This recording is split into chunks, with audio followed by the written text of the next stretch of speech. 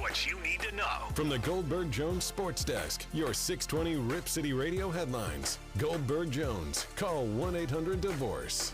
All right, one of the most amazing sports days we have seen in quite some time. In a stunner, Pete Carroll has stepped down as head coach of the Seahawks, and he was broken up. This is worth crying for. We got more on this coming up on the Rip City Drive with Dwight and Chad. Elsewhere, Nick Saban is stepping down as head coach of Alabama. According to multiple reports, Oregon head coach Dan Lanning is the leading candidate to replace him. The Chicago Bears are keeping Matt Eberflus as coach, but they have cleaned out the staff, including offensive coordinator Luke Getsy. We'll talk with Brian Noe, Fox Sports Radio. He'll join us today coming up at 5:20. The Trailblazers continue their 7-game road trip. They're in Oklahoma City tomorrow to take on the Thunder. Tip-off will be at 5 o'clock. Game day will start at 2:30 right here on your home of the Blazers, 620 Rip City Radio. The home of the OSAA is 620 Rip City Radio. The Rip City Drive with Dwight and Chad, presented by Lazy Boy. What is your strategy for comfort? Crowd showing its appreciation for the Knickerbockers as they win this one 112-84. Draymond is an incredible teammate. He got his times where he loses temper, but everybody has those times. I'm upset that Chad Doing isn't here today because I'd smack him around pretty good. I got to thank Jody and unfortunately Paul not, but the family was really classy at all times. Well, I know that Coach Belichick definitely wants to stay with the New England Patriots. He's a Patriot for life. He's a 6-time Super Bowl champ. Strap in. The Rip City Drive with Dwight and Chad starts now.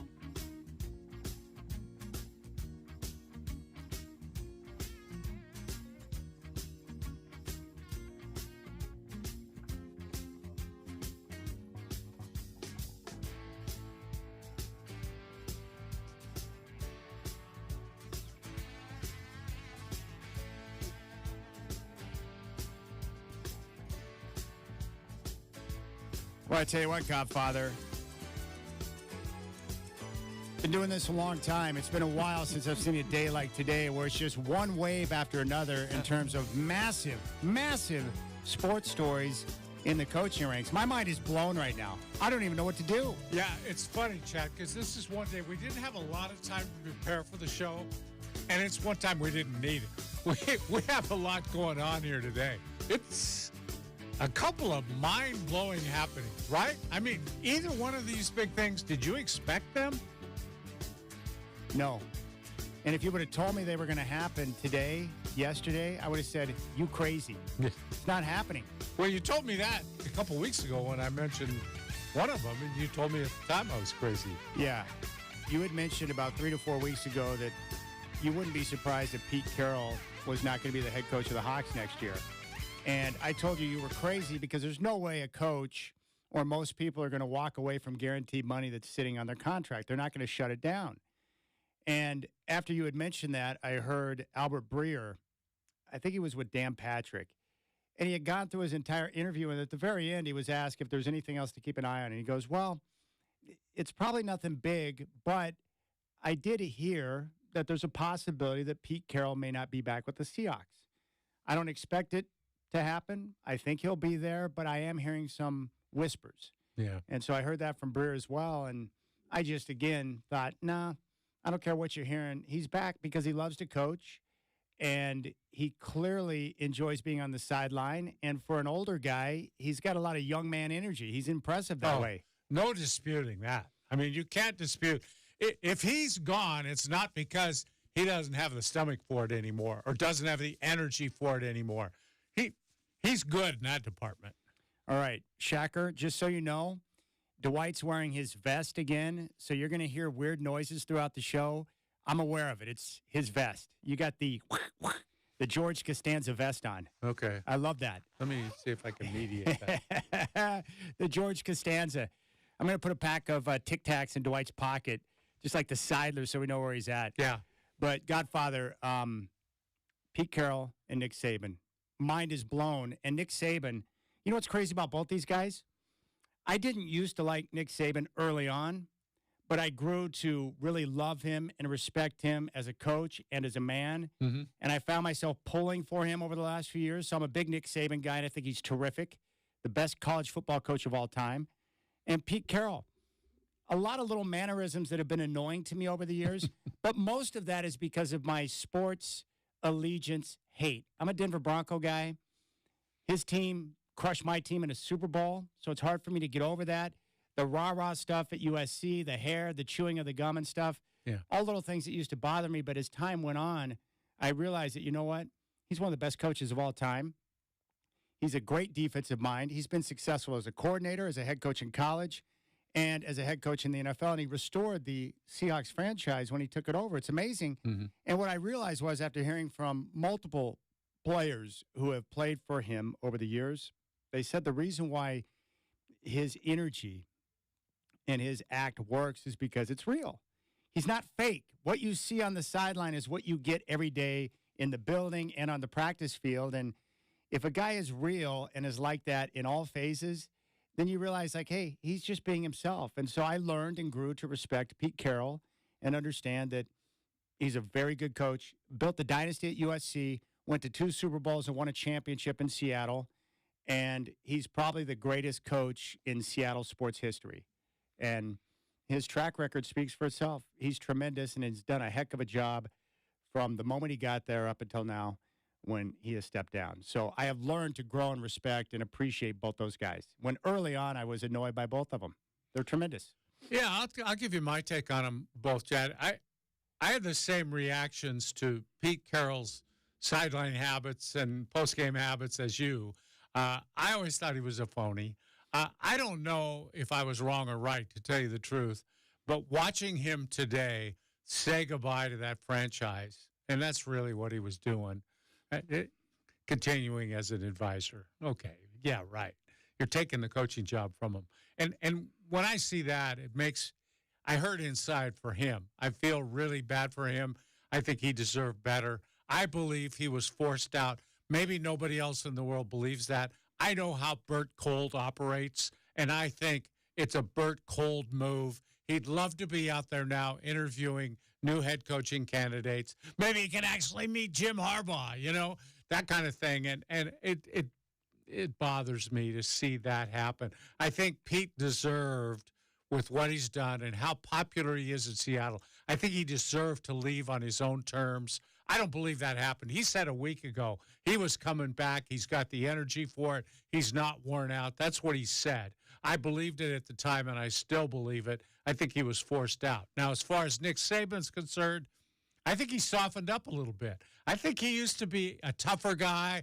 He took harder stances. But I think in his old age, he kind of realized the way the world was going, and he softened up a little bit, to his credit, I might add. And I think he became very conscious of the way players were being treated. I think he was in favor of them sharing in the money.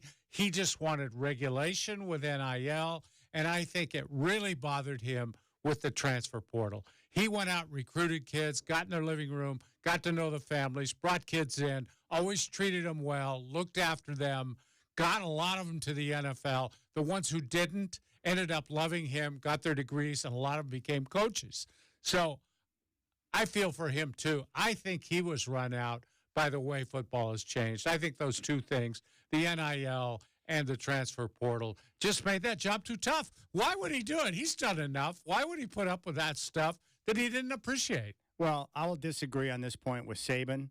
He's so great that if he was younger and had the time and the desire, he could master the transfer portal. Oh, sure. And he NIL. could. Yeah. So, but why should he at this point? Well, when you reach a certain age, when's enough? Listen to this resume. He's the greatest college football coach in the history of the sport.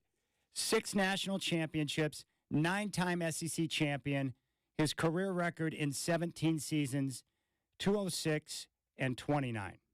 Enough said. He's done enough. And at some point, you reach a certain age, you're like, wait a second. I've got millions in the bank. I've only got limited amount of time left. I've given everything I've had to give to the game. Now it's time to go play a little pinochle and get on the golf course and hang out with my guys. So I don't think it was the game that forced him out or the way the game's being played now. I just think that he reached an end and he was ready to shut it down. Yeah.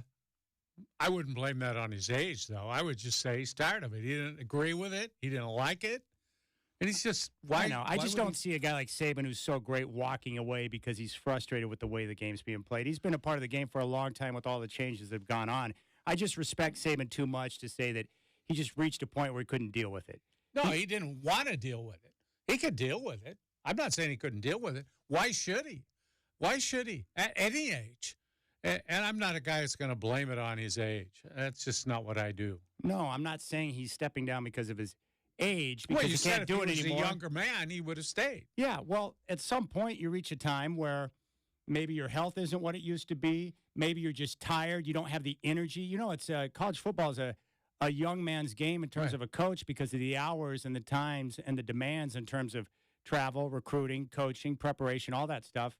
You know, at some point you may just not have the energy that you once had to go out there and do it the way you want to do it. These guys hold themselves to such a high standard to where if they don't feel like they can give the same type of energy and effort to the job they did at a younger age, they don't want to do it if they can't do it at their very best.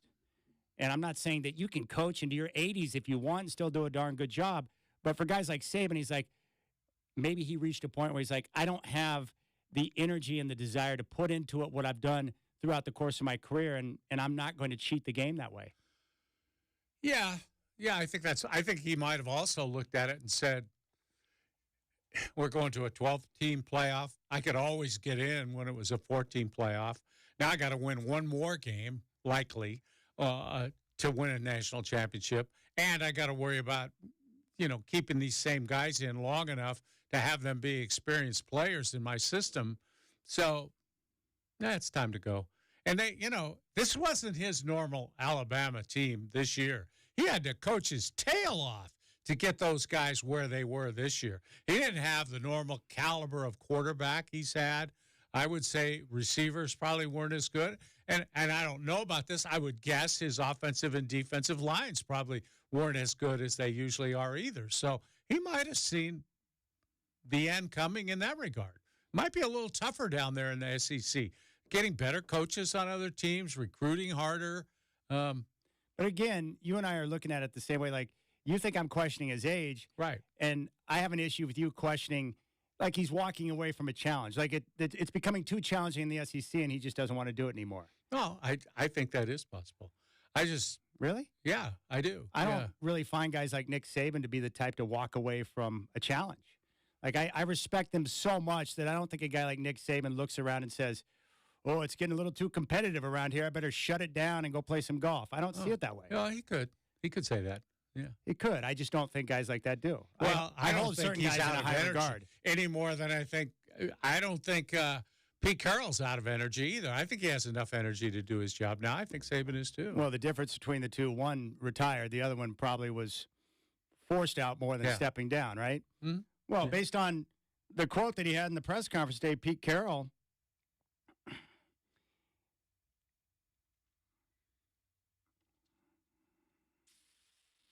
he said he competed hard to keep the job. Well, he also said that was the decision that was made. Yeah. Implying he didn't make it. Yeah, he didn't make the decision. Yeah. All right, we're going to come back and we'll dive into the Seahawks and we'll talk Pete Carroll. We're going to hear from Pete Carroll as well. We'll play some of his press conference. I don't know if I've ever seen him cry before. He did that today in the press conference. And what does that mean for the future of the franchise? I'll tell you one thing. If you've got a coaching vacancy, this is the offseason to have one because there are a slew of terrific head coaches available. And if I'm the Seahawks, I want to talk to all of them. And I've got an idea of who might have a really good angle on the job as well. So we'll get to that. Brian Noel will join us at 5:20. You got the Rip City Drive with Dwight and Chad.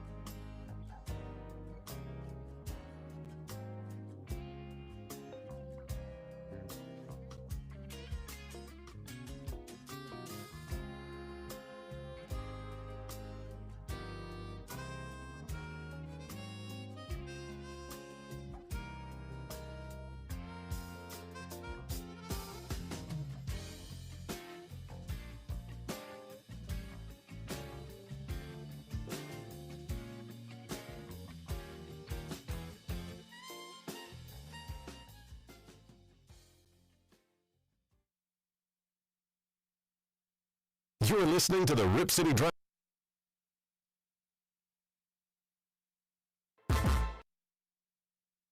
The Rip City Drive, brought to you by Lazy Boy. What's your strategy for comfort? Here on 620 Rip City Radio. Listen on your free iHeartRadio app for all your music, radio, and podcasts.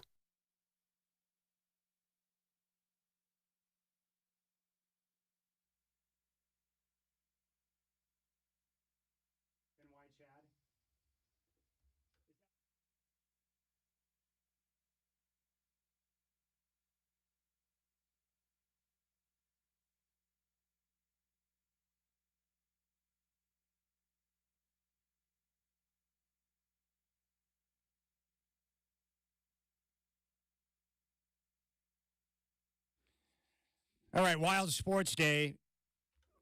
Nick Saban is retiring, and Pete Carroll has stepped down as head coach of the Seahawks. And before we get into more details on Pete Carroll stepping down, Godfather, because I want to know what you've heard in regards to that decision, let's take a listen to Pete. Yeah.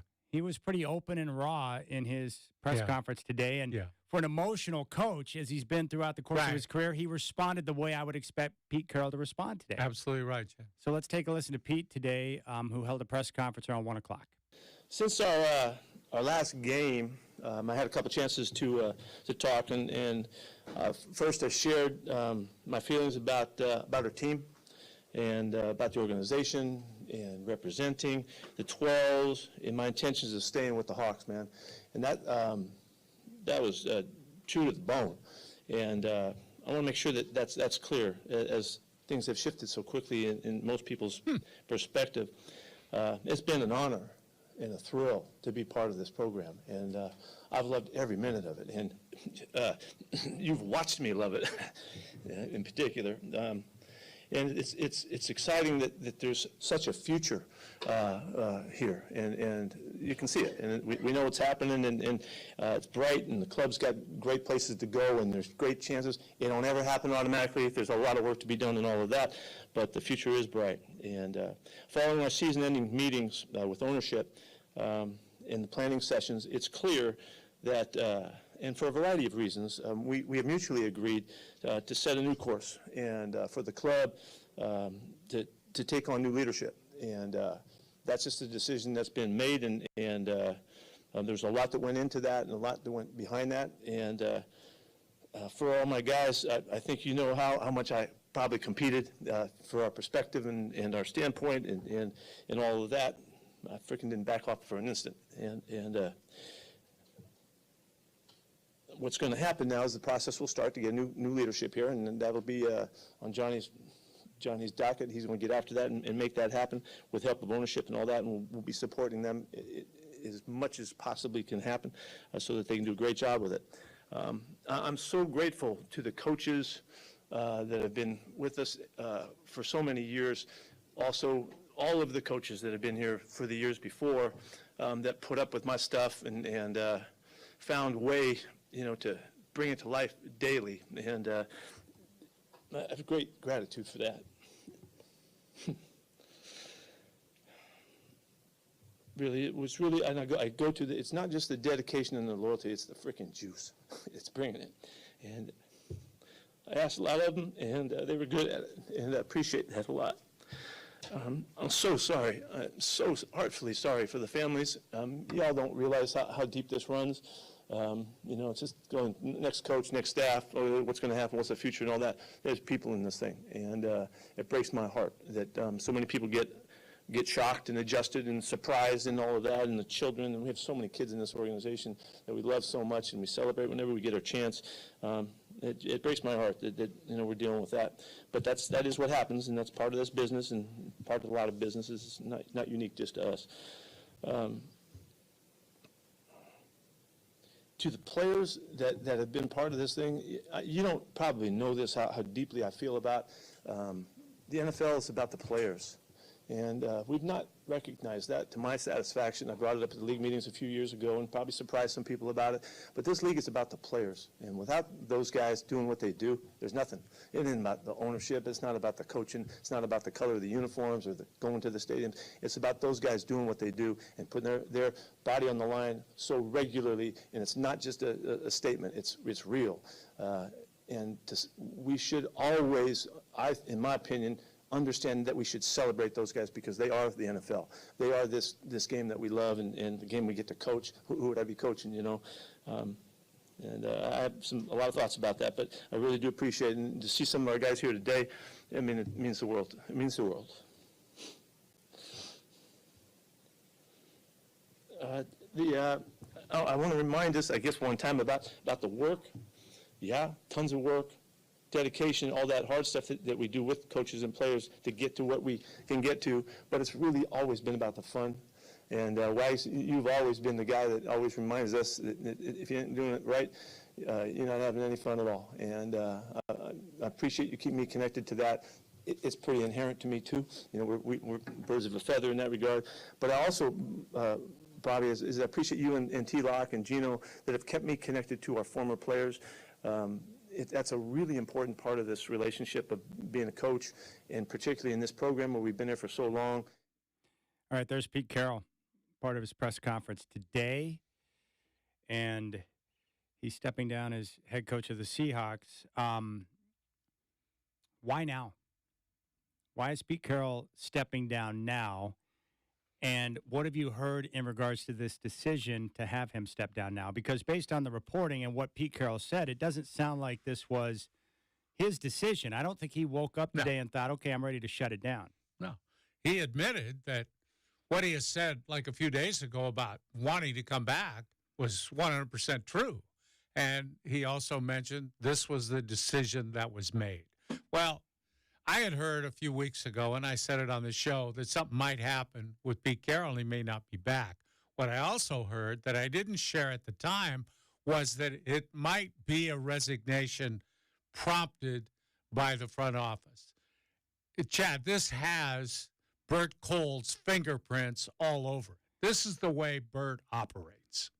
This is him. But why would Bert not want Pete to be the head coach of the Seahawks? Well, I think because he likes change. He reads a lot of social media. He listens to what fans, crazy fans, say often. And he loves finding a new coach. He loved it in Portland. Oh, my gosh. When they let go of Rick Adelman, he couldn't wait to get Mike Krzyzewski in for an interview just because he wanted to talk to him, even though they had no chance of hiring Mike. And he told him that. But they interviewed him just the same. And I think this is the kind of impact. He wants to put his impact on that team before they don't own the team, you know? And I think this is just him. And this is why these leagues have got to get the Allen family and Bert out of their franchises.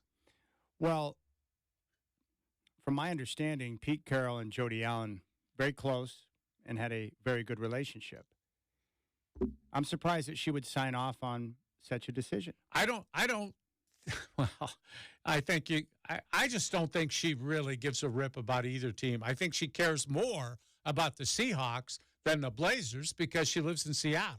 So it's right there in her face all the time. But I think Bert has the keys to the car. I think Bert is running the show with them just like he does here in Portland. Could you make an argument that it was time for Pete Carroll to step down? Yeah, I think you could make that argument. You could. It's been, they're living off that Super Bowl 10 years ago. And the only thing is, they haven't gotten bad. They're still making the playoffs most of the time. They're winning 7, 8, 9 games. That's not a failure. And these things are cyclical to a degree.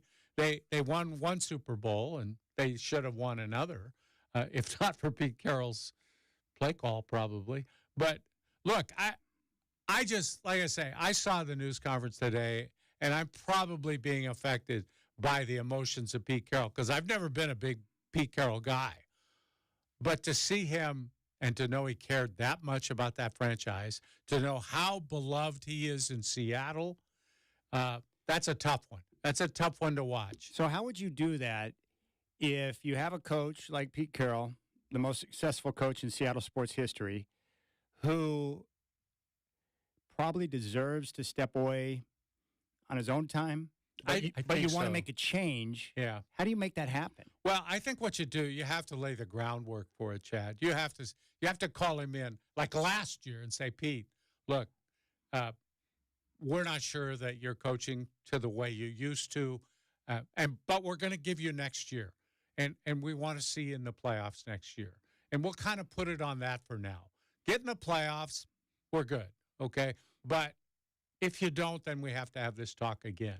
And I think you go at it that way. You lay the groundwork. He deserved. I mean, it sounds like this was a surprise to him. He doesn't deserve that. Believe me, he doesn't deserve that. Because there hasn't even been a lot written about, oh, Pete's on the hot seat. Pete's coaching for his job. You haven't seen any of those stories. No. And I don't think it's fair to him to just pull the rug out from under him after all these years. Well, the reason why you haven't heard those reports is because the work he's done the last couple of years, some of the best coaching he's done. You know, they move on from Russ, and they make Geno Smith the starter. They strike it rich, he and John Schneider in the draft, and they had like 6 rookies starting for them last year. They make the playoffs. And this year they were one basically play away against Pittsburgh from being back in the postseason once again. So back-to-back years where Pete's been near the top of his game in terms of coaching and preparation for the roster that he had. And if Geno had been healthy all season, they would be in the playoffs. I think we agree on that. I mean, there's no question. That's why they lost at least one of those games. I think it's a real tough one. And I know I've seen that in franchises around here, not just with coaches, but with broadcasters or with people in the other side of the front office and the business side. I've seen that a lot. Some people, though, through their hard work and service to an organization, deserve better than somebody who's a Johnny-come-lately. It's pretty amazing when you look at the two franchises, the Trailblazers and the Seahawks. In a very short period of time, we've seen Russell Wilson traded, Damian Lillard traded, and now Pete Carroll stepping down as head coach when he didn't want to step down as head coach. That's a lot of massive change for two franchises in a very short period of time. Yeah. Like massive. That's seismic right there. Yeah. And John Schneider's, his title's not general manager, but that's kind of that's his duty. I don't think he had anything to do with this. This came from ownership, and well, of course not. John's not going to fire Pete or even recommend that Pete. Because really, Pete was his boss, actually, because Pete hired him, basically. So I don't know, Chad. It's pretty cold. That's all I can say. I believe that. I'd go to the wall with that. And I think they're ruining the Blazer franchise, and they're on their way to perhaps ruining the Seahawk franchise. That's my warning. Well, the good part about having a coaching vacancy right now is there are phenomenal candidates available who are better than Pete Carroll. Jim Harbaugh is right at the top of that list. And if I have a coaching vacancy and I've got a lot of money, I'm going straight to Jim Harbaugh and basically saying, okay, how much money do you want? You fill in the check and you can take over our football team and have all the power you need to get things done. And we believe the Seahawks have a lot of money, right? Yeah, of course they do. There's no question I'm going after Jim Harbaugh. And if Jim Harbaugh decides to take the Charger job, which is where I think he's going to end up because they got Justin Herbert, then you look at other candidates. Maybe there are other good candidates available. Oh, yeah. No. Dan Quinn? Dan Quinn is someone that I think will be right at the top of the list because you know how the coaching candidates go. You always look at connections. Quinn was part of the Seahawks staff for years. He's got Super Bowl experience as a head coach with Atlanta. He would probably bring in Schottenheimer as offensive coordinator who's got ties to the franchise. I think Dan Quinn's done a terrific job in Dallas. I think he's a terrific coach, and I think he would make a lot of sense. He would be a viable option as head coach after I talk to everyone else, starting with Jim Harbaugh. Yeah. That's where I go. If you get Jim Harbaugh, if they make that hire and they can somehow secure Harbaugh, that's a win because you instantly got one of the greatest coaches on the planet who will win, period. Yeah. Now let's say you don't get him. Would you talk to Mike Vrabel? Of course. He's a terrific coach. I think the Titans are stupid for letting him go. Yeah. He may have forced his way out on purpose because he knew there were other opportunities out there, but Vrabel, without question, there aren't too many defensive-minded coaches I would hire. He is one of the guys I would hire. Organized, toughness.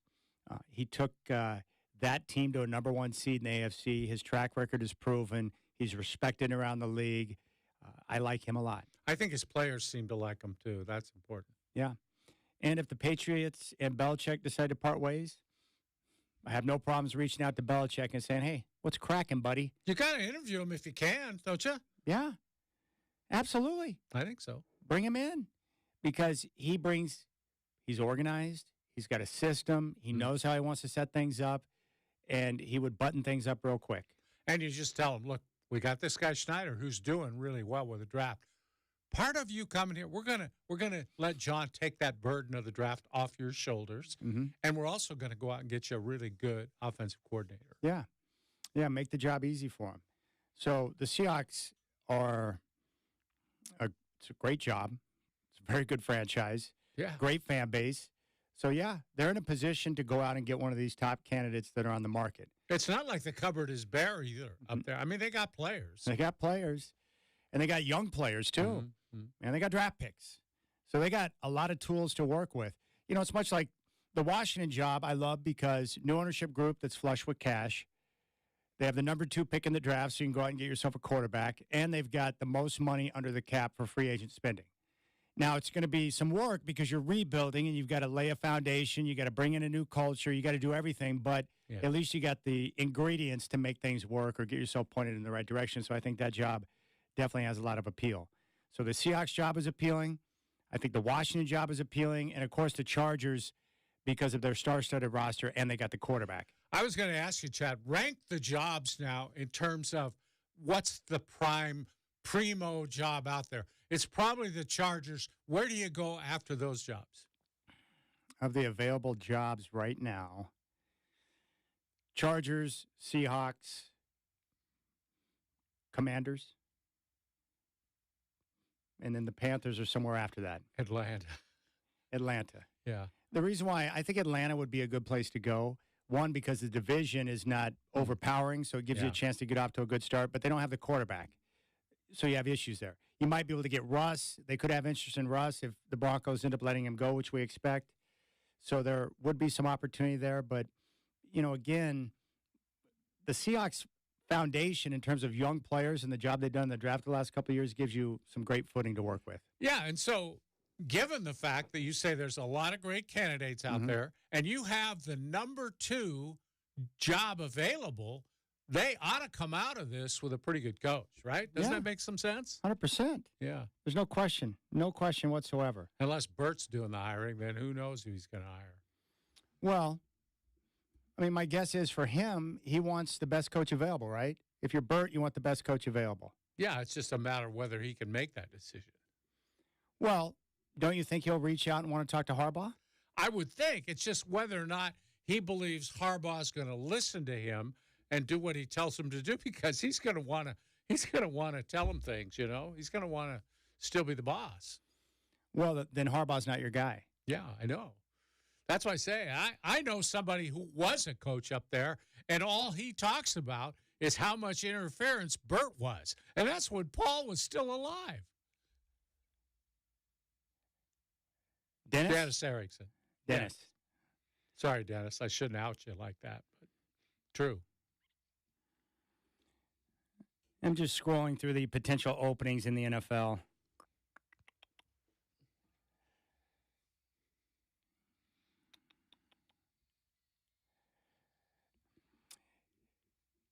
If the Steelers' job were to become available, that would be an attractive spot because of the organization and their track record with the Rooney family. For sure. Don't expect a change, but we've heard similar whispers with Mike Tomlin that we heard about Pete Carroll a few weeks ago, where he may take a break. Maybe. Yeah. So the Steelers, if that job became available, would become instantly one of the best jobs on the market. Yeah, you'd probably work because you'd probably only hold that job for 15 or 20 years because they just don't change coaches. But yeah, the top 2 jobs available now: Chargers because of Herbert, and then the Seahawks number 2. Seattle's a better job than Vegas, right? That would be next in line, I guess. Yeah, the one thing that's appealing about Vegas is that Mark Davis will pay you, and he'll stay out of your way. He's not going to mingle. He'll empower you to do your job. Mm-hmm. Now, if you don't do your job, he'll listen to the players and then fire you. Yeah. And if you're Jim Harbaugh and you take the job, don't wear a Mark Davis costume on Halloween. He doesn't like that. Based on that maybe true report that we read or not. Yeah. A funny report, whether it's true or not. Again, I'm not a journalist. I'm a talk show host. So That's right. if someone tells me that Josh McDaniels dressed up like Mark Davis with the bowl cut on Halloween, I'm going to believe it. You're not going to go out looking for 2 more sources on that story, right? I don't need a source. All right, we'll keep things rolling.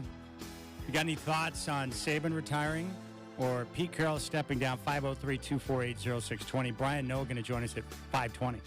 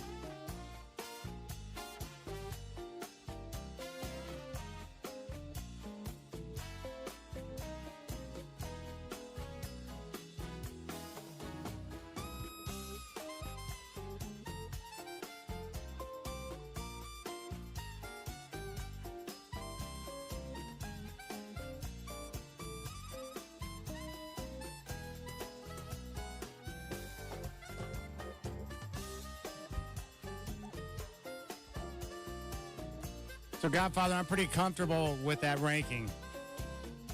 Good. What's going on here? I have no idea. Oh, Michael Shacker is conducting a symphony today, and he's going to give us a little bit of everything. So it's his world, and we're just living in it. that's great. We got the maestro in another room there. That's good. So I would say that Chargers 1, Seahawks 2, Raiders number 3 in terms of best jobs Right. open in the NFL right now. And the ones after that are just kind of all down there in their own little category, right? I don't think one of them's much better than the other. No, I would agree with that too. Number 4, I would put, this is where I struggle. I might put the Commanders at number 3 and the Raiders at number 4, but I like both those jobs. The problem with the Commanders is that we don't know anything about their ownership group yet. Right. So it's a bit of an unknown. Yeah. Give them a chance to make a few mistakes, and then because that's what always happens. You don't know them for the good things they do. How many mistakes? It's like Dan Snyder. How long did it take him to screw things up? Usually the less you know about an ownership group, That's right. usually the better they are. It's like the Rudies in Pittsburgh. No, they don't ever do anything. It's perfect. That's arguably the best run franchise in all of sports. Yeah, for like decades. Yeah. Unless you're Pat Riley waiting until after the divorce of your head coach to hook him up with a $120 million deal. That's right. 8-year contract extension. Yeah. Don't worry, I got you, buddy. Way to go, Eric. Nice going. I'm going to give you $120 million, but I care about you, so I'm going to wait until after the divorce proceedings are done. Is the ink dry yet on that? Yeah. Well, okay. Here's the contract. All right, come on into the office, buddy. We got you taken care of. Yeah. What a great gig that is. Yeah. All right, so, yeah, Chargers 1 because it's L.A., 2 because they got the new stadium, 3 because you got Justin Herbert. The only question is, will the ownership group be willing to pay the money? They say they are. We'll have to wait and see what they decide to do. Then you got the Seahawks, tremendous franchise, great fan base, and a great roster with some young talent. And they have money. And they got money. So they're going to pay. They're not going to go cheap, which is nice. And you got the Raiders and you got the Commanders. The Raiders are nice because, 1, Las Vegas, 2, brand new stadium, 3, you got some good players on the roster, but most importantly, Mark Davis, for as kooky as he might be, and as much time as he likes to spend at P.F. Chang's, I respect that. He's going to stay out of the way. Yeah. I always thought Mark Davis got a bad rap, and he actually got the stadium built in Las Vegas. Like, that alone is one of the greatest feats that I have ever seen done by Mark Davis. And a beautiful stadium it is. Spectacular. Yeah. So, interesting. But for the Seahawks, I would say your job candidates, and I know Seahawks fans probably hated Harbaugh for his time with the 49ers, but it's amazing how you can learn to love a guy when he puts on your team colors. Harbaugh should be the number 1 candidate for every job because he's that good. Then I would put Vrabel right there, and you've got Dan Quinn in the pocket if you need him, who I think is a good head coach, and he's got connections to the franchise. So there are opportunities out there. There are good coaches available. And you got Ben Johnson, the young coordinator, if you want to go young and bring in a guy who's got the great offensive mind and has done terrific work in Detroit with the Lions. So there are plenty of options available. So this is the best time that I can ever remember in quite some time in the NFL, where if you've got a vacancy, it's not a bad time because there are great coaches available right now, and there could potentially be more coaches available in the next few days, depending on what happens in New England and elsewhere. It's good. I really enjoyed the time that Pete Carroll spent talking about all the people, his assistant coaches. Can you imagine how many others they're gone? Get them moving trucks, moving vans. I mean, their jobs are gone because the new guy's going to get his own staff. Yeah. You're probably not going to be hanging around. All those young coaches and old coaches, you're back on the unemployment line again. And it's a relationship business, right? That's why these guys are so loyal to one another and why they go through great hoops to try and take care of their staff, because they understand how fragile of a job it is. Yeah. You have a gig one day and you're out the next. That's why those contracts are so important, right? It's critical. And no one likes to think about that because we like to look at our athletes and our coaches as movable chess pieces on a board, right? Yeah. But they've got wives, they've got children, they've got families, and I've moved before when I was younger and uprooted. It's a jarring experience as a youngster, so it can be difficult on families. So I just think the Seahawks are in a great position, much like these other teams with vacancies right now because of the quality of coaches that are out there. Now, you just came across something. The quote blows me away. Dan Lanning has been rumored to be the top choice to replace Nick Saban at Alabama. Mm-hmm. What has Dan Lanning said in regards to these reports? Well, this isn't what he said today. This is what he said when rumored to be taking the Texas. Oh, yeah, when Texas A&M was open. That's when they were chasing him, or supposedly they were. He said, there's zero chance I'm coaching somewhere else. Okay. So that's not in regards to the Alabama job. No. All right. Look, I know a lot of Duck fans are sensitive to coaches leaving right now, and rightfully so. Yeah. Because we saw the one dum-dum take off to Florida State, and then we saw Cristobal take off to Miami. Yeah. So they're a little sensitive to this. But look, here's the way I look at this. You can be 100% into your job and a program and giving everything you've got. And I think he's done that. Look at the job he's done with the team over the last couple of years, and look at the job he's done on the recruiting trail. Dan Lanning is working his arse off. No question. Mm-hmm. You can be 100% into your job and into the program and doing everything you can to help that program succeed, while at the same time listening to a potential opportunity that is better. It's pretty simple. If you're a head coach and Alabama calls, you have to listen to what they have to say. Yeah. You may not take the job. You may decide that you don't want the job, but you got to listen to what they have to say. It's freaking Alabama, for crying out loud. They have more money, more resources, and they're in the SEC. And they got more recruits in their backyard than you have within a 3,000-mile radius out here. I wonder if a guy like Dan Lanning, the guy's a phenomenal recruiter. Like, the guy is lights out. He just put together the best class in the history of the school. I wonder if he looks at the landscape in college football and thought, man, if I was head coach at Georgia or Alabama, what type of recruiting class could I get? Well, he would probably be number one every year, or darn near close. He would be in competition with his old boss, Kirby Smart, for the best recruiting class every year because of the school that you're at. Mm-hmm. And you and I both know when it comes to college football, just look at what Harbaugh did and all the guys that are going to the NFL. You have to get the athletes. You've got to get the players, and that's why you simply got to listen to a job in the SEC coaching at Alabama. Well, let alone what they would pay him to take that job. Oh. And the outside money you would make as the head football coach at Alabama. I mean, Oregon's a great job. Yeah. Alabama is. Oh. It's Alabama. It's the number one job in football, isn't it? So here's the big question we have for you. And again, we think like we think, but these people at the top of their craft think differently. But here's the question. And really, we could look at New England the same way. If you're Dan Lanning, would you want to take over for Nick Saban? Or if you're, name your coach, would you want to step into New England and take over for Bill Belichick? Do you want to be one of those several guys who tried to follow John Wooden as basketball coach at UCLA? That's tough because you're going to be compared to your predecessor. Mm-hmm. And to the best ever. You're probably not going to have the same success. Probably not. Probably not. Really? Probably not going to happen. Yeah. So we'll deal with that question next. You got the Rip City Drive with Dwight and Chad.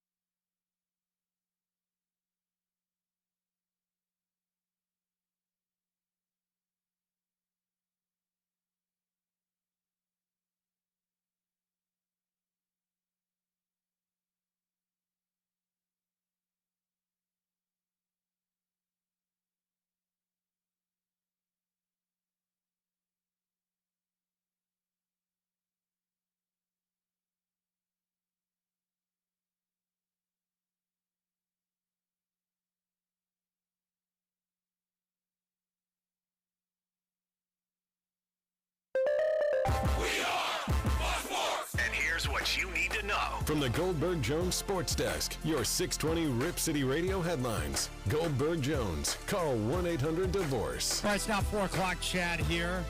Just a wild sports day. One of the craziest I have ever seen. In a stunner, Pete Carroll has stepped down as head coach of the Seattle Seahawks.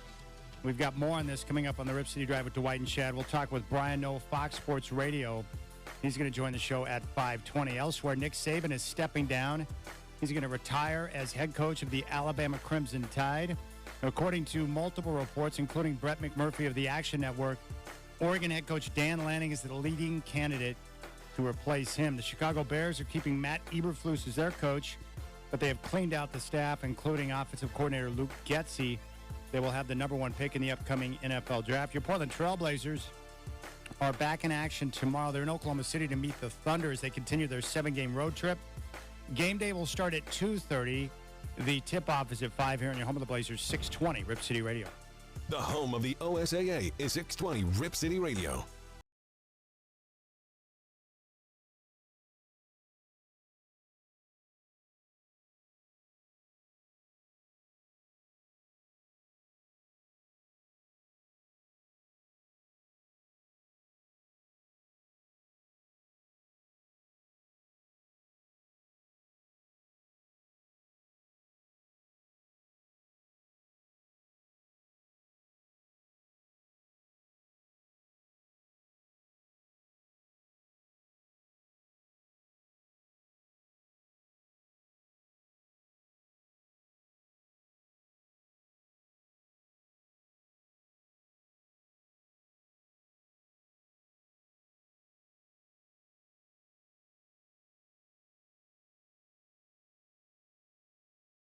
Underrated musical groups of our time. Yeah, I would agree with that. It's amazing. Nobody even knows who they are.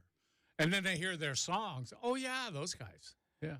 I was listening to Sowing the Seeds of Love the other night. Oh, yeah. It was like a freaking symphony. It was a smorgasbord in my ears. I love it when I listen to a song and I'm like, there's so many things going on here. I don't even know what to do. I know. I love great music like that. Yeah. Oh, today is just wild. Oh, my goodness. Have you Pete seen Carroll? them? You've seen them live, right? No, I have Me not. either. You haven't? To. No. And they were here last summer, weren't they? I think they were. You surprised me so much I almost cussed on the radio. I was going to go like, shoot. I wouldn't mind doing that sometimes. That surprises me sometimes. Trying to get me to cuss. Trying to get you to cross the You've line. seen so many great acts that when you tell me you haven't seen them, I'm like, that seems like a band you would have already seen. Yeah. Under the radar. It reminds me of that movie, the Jackass movie, when they were trying to find ways to get their mom to cuss. Because my mom's the same way. My brother and I would try to, because my mom is like, the straight and narrow path is the only path she's ever been on. She doesn't even know those words. She doesn't know those words. The worst we could ever get her to say was damn. Yeah. We laughed. We laughed so hard. We had to really do dumb things to get her to cuss. Yeah. But they put a live alligator in the. No, they did. In what? Where did they put it? The Jackass movie in the. I thought you were talking about your mom. No. Oh, she would have killed us. Oh, she would have killed us. In Oklahoma, there are not many gators around. No, the Jackass movie they put in the vanity room with the washer and dryer. The mom, she opened up the vanity door. There's an alligator in there. It's a pretty big one too. God. And she goes, "Oh bleep!" And you can hear the guys. They're laughing so hard. They're crying, and I couldn't get enough of it, man. But think about that. That's how good their mom was. It took an alligator. Mm-hmm. My thought is, if you see an alligator in your vanity room, you can say whatever word you want, and the Lord will forgive you. Yes. Oh, my goodness. I still want to know, like that guy out here off 217 that found the door from the Alaska plane in his backyard. Yeah. What do you think? He was like, what the heck's going on here? I know. Wow. What's this doing? What's this plane? What's the siding of this plane doing in the back of my yard? Oh, it's too much. Let's do that. We should do that. I'm going to stick an alligator in one day when you walk in just to get a reaction from you. Can you imagine that? I'll kill you. I would just kill you. Alligator would be nothing compared to what I would do to you. You're right. There are certain things that's like, you deserve to die, you dumbass. Days would be numbered. Why'd you kill Chad? He put an alligator in the studio. Yeah, that makes sense. Not guilty. You're good. Oh, my goodness. All right, here's the big question. And I'll ask you this first, Godfather. If you were Dan Lanning, would you want to take over for Nick Saban? You know,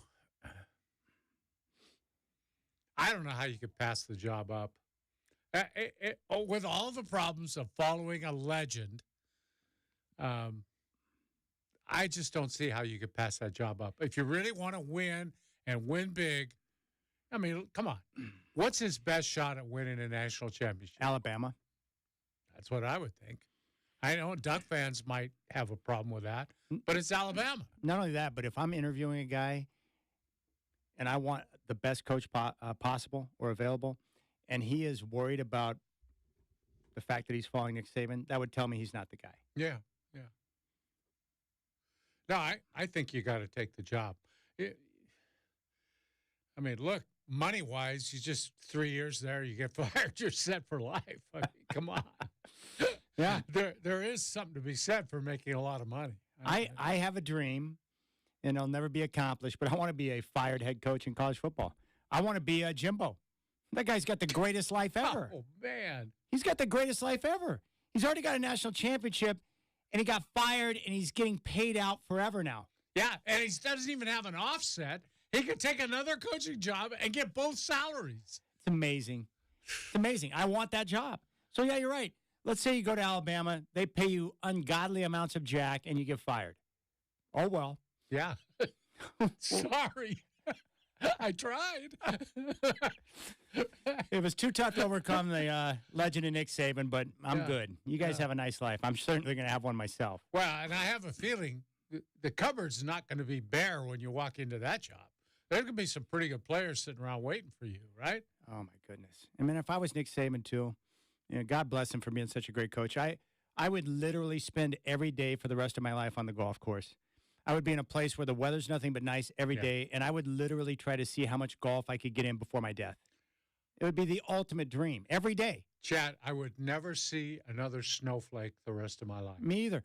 And I would go to my club, and I would just say, hey, I have a standing tee time. Put me in for this time every day for infinity. When I die, you know you can take me off the little sheet there. I would just do that every day.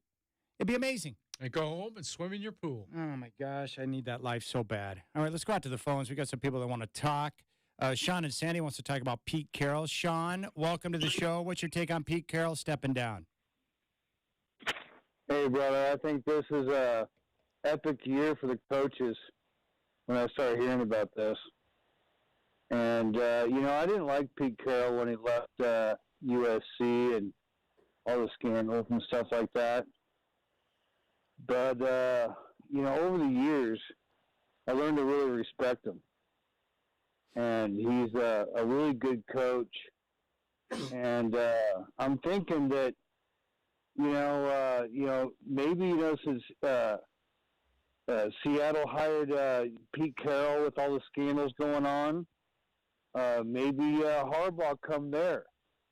Or there's another thing nobody's talking about. There's another team that's always dealt with scandals and all the bad stuff in the NFL, and that's Bob Kraft and his team. So those two teams are the two teams I'd be worried, and I think Seattle's really putting themselves in position to just move on. And could you imagine Pete Carroll upstairs helping Jim Harbaugh doing this stuff that Seattle does? That'd be just a great, and it's low stress for Jim Harbaugh because it ain't like going to the East Coast and dealing with the East Coast media. The West Coast media is just real passive, or they're passive aggressive, but it's a lot better deal. I got the neighbor's chickens just jumping all over me here in my grill. Oh, sweet. I like that, man. You get yourself some nice dinner there, Sean. Hey, Pete Carroll, he's staying on as what, an advisor? He's not going to have any input in the future coaching staff, right? No, that's just a way to keep paying him. They owe him money on the contract. He might pick up the phone if John Schneider calls him. Yeah. He's not going to be around. No, he won't be around. No. I don't think most great college head coaches have some sort of scandal that they've been involved with recruiting over the years, so I'm not worried about that. And I'm quite certain that no one that interviews Jim Harbaugh is going to worry about the cheating scandal or the cheeseburger that he bought during COVID. Like, they're not worried about that. No. Can you come in and help us win, period? By the way, somebody on the chat said that Lanning has a $20 million buyout. That might be a little high for Alabama. Yeah. I can't even say that with a straight face.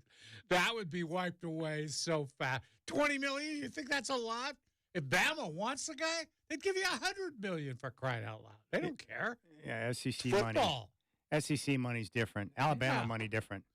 They're not going to let $20 million get in the way of the coach they want. That's chump change. Yeah. Chump change, I tell you. Yeah. Come on. Look at A&M. They weren't happy with Jimbo, and they were willing to eat like $100 million. We're going to go out and get a different coach. Yeah. They just raised the money. Boom. Transaction done. We're moving on. Yeah. Football in the South. It's freaking amazing. It's a different ball game down there. Yeah. Like, no one, until you go there or you grow up in that area, you don't get into, like, oh, it's just, oh, now I get it. It just means it's religion. Certainly is. It's religion. You think it's big out here, and it is. Like, I grew up in Oklahoma, man, in a place where there's nothing except something. Oklahoma football. It means everything. Everything. That's all you got. That's all you got. So you look forward to it. They live it, man. It's like, it's just a different life down there. And the SEC is even different than that. Yeah. Yeah, so $20 million. Hey, we really want, all right, board. We really want Dan Lanning. We're recommending him as head coach, but he does have a $20 million buyout. What? That's too much. That's not going to happen. They'll just write a check instantly. They'll buy him out, and then they'll pay him $20 million a year to coach. Yeah. They don't care. They don't give a rip.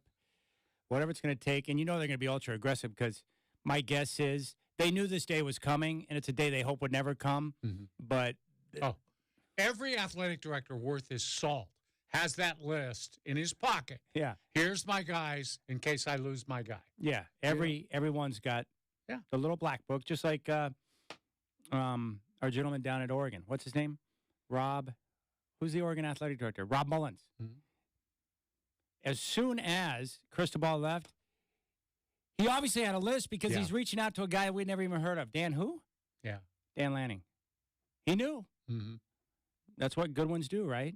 Let's go out to Don in Wilsonville. I think he likes Pete. Hey, Don, welcome to the show. Long time no chat, buddy. What's your take on Pete Carroll shutting it down? Well, I'm thinking, Pete is getting older, but also I think this carousel with the NFL, we haven't seen the last of it. It is kind of weird that yesterday Vrabel, he got fired, and the owner is a woman, and she kind of like said some things that almost like Jody said. And Jody took the reins and had a conference and said this is what we're going to do. And I just feel like Pete and Lanning are like real likable personalities. And we are going to possibly lose this guy to Alabama. And I think I would wish him well. But Pete, I can't believe he's gone. Yeah, it's a shocker, Don. It's a shocker. Pete Carroll stepping down, and as we pointed out, and he mentioned in his press conference, this is not something he wanted. Well, I'm sure any minute now Jody Allen will have her news conference, Chad, to tell you all about the decision. Don't you think she'll be out there telling everybody and answering questions? What was the press conference or the sheet they put out, the statement, when they were thanking Russ as one of the greatest quarterbacks in Seahawks history? One of? One of, yeah. And I've seen most of them play. He's the best. By far. By far. No disrespect to Jim Zorn, Dan McGuire, Dave Craig, Stan Gelbaugh. The basketball center playing quarterback. Thanks for including Dan McGuire. He couldn't reach the ball under center. He could barely. I was afraid that he was going to have arthritis in his back from getting underneath the center. Yeah. I was amazed. I was like, who is that guy? He's a freaking quarterback. He should have followed his brother into baseball. Yeah, Mark McGuire's brother. Yeah. Played at San Diego State. All right, when we come back, we're going to step aside from football for a moment. We got to talk some Blazers. Blazers Edge Night is coming up. One of the best nights of the year at Motor Center. Dave Deckard, BlazersEdge.com. We'll talk about Scoot and really who does he think should be starting at guard right now. We'll find out next.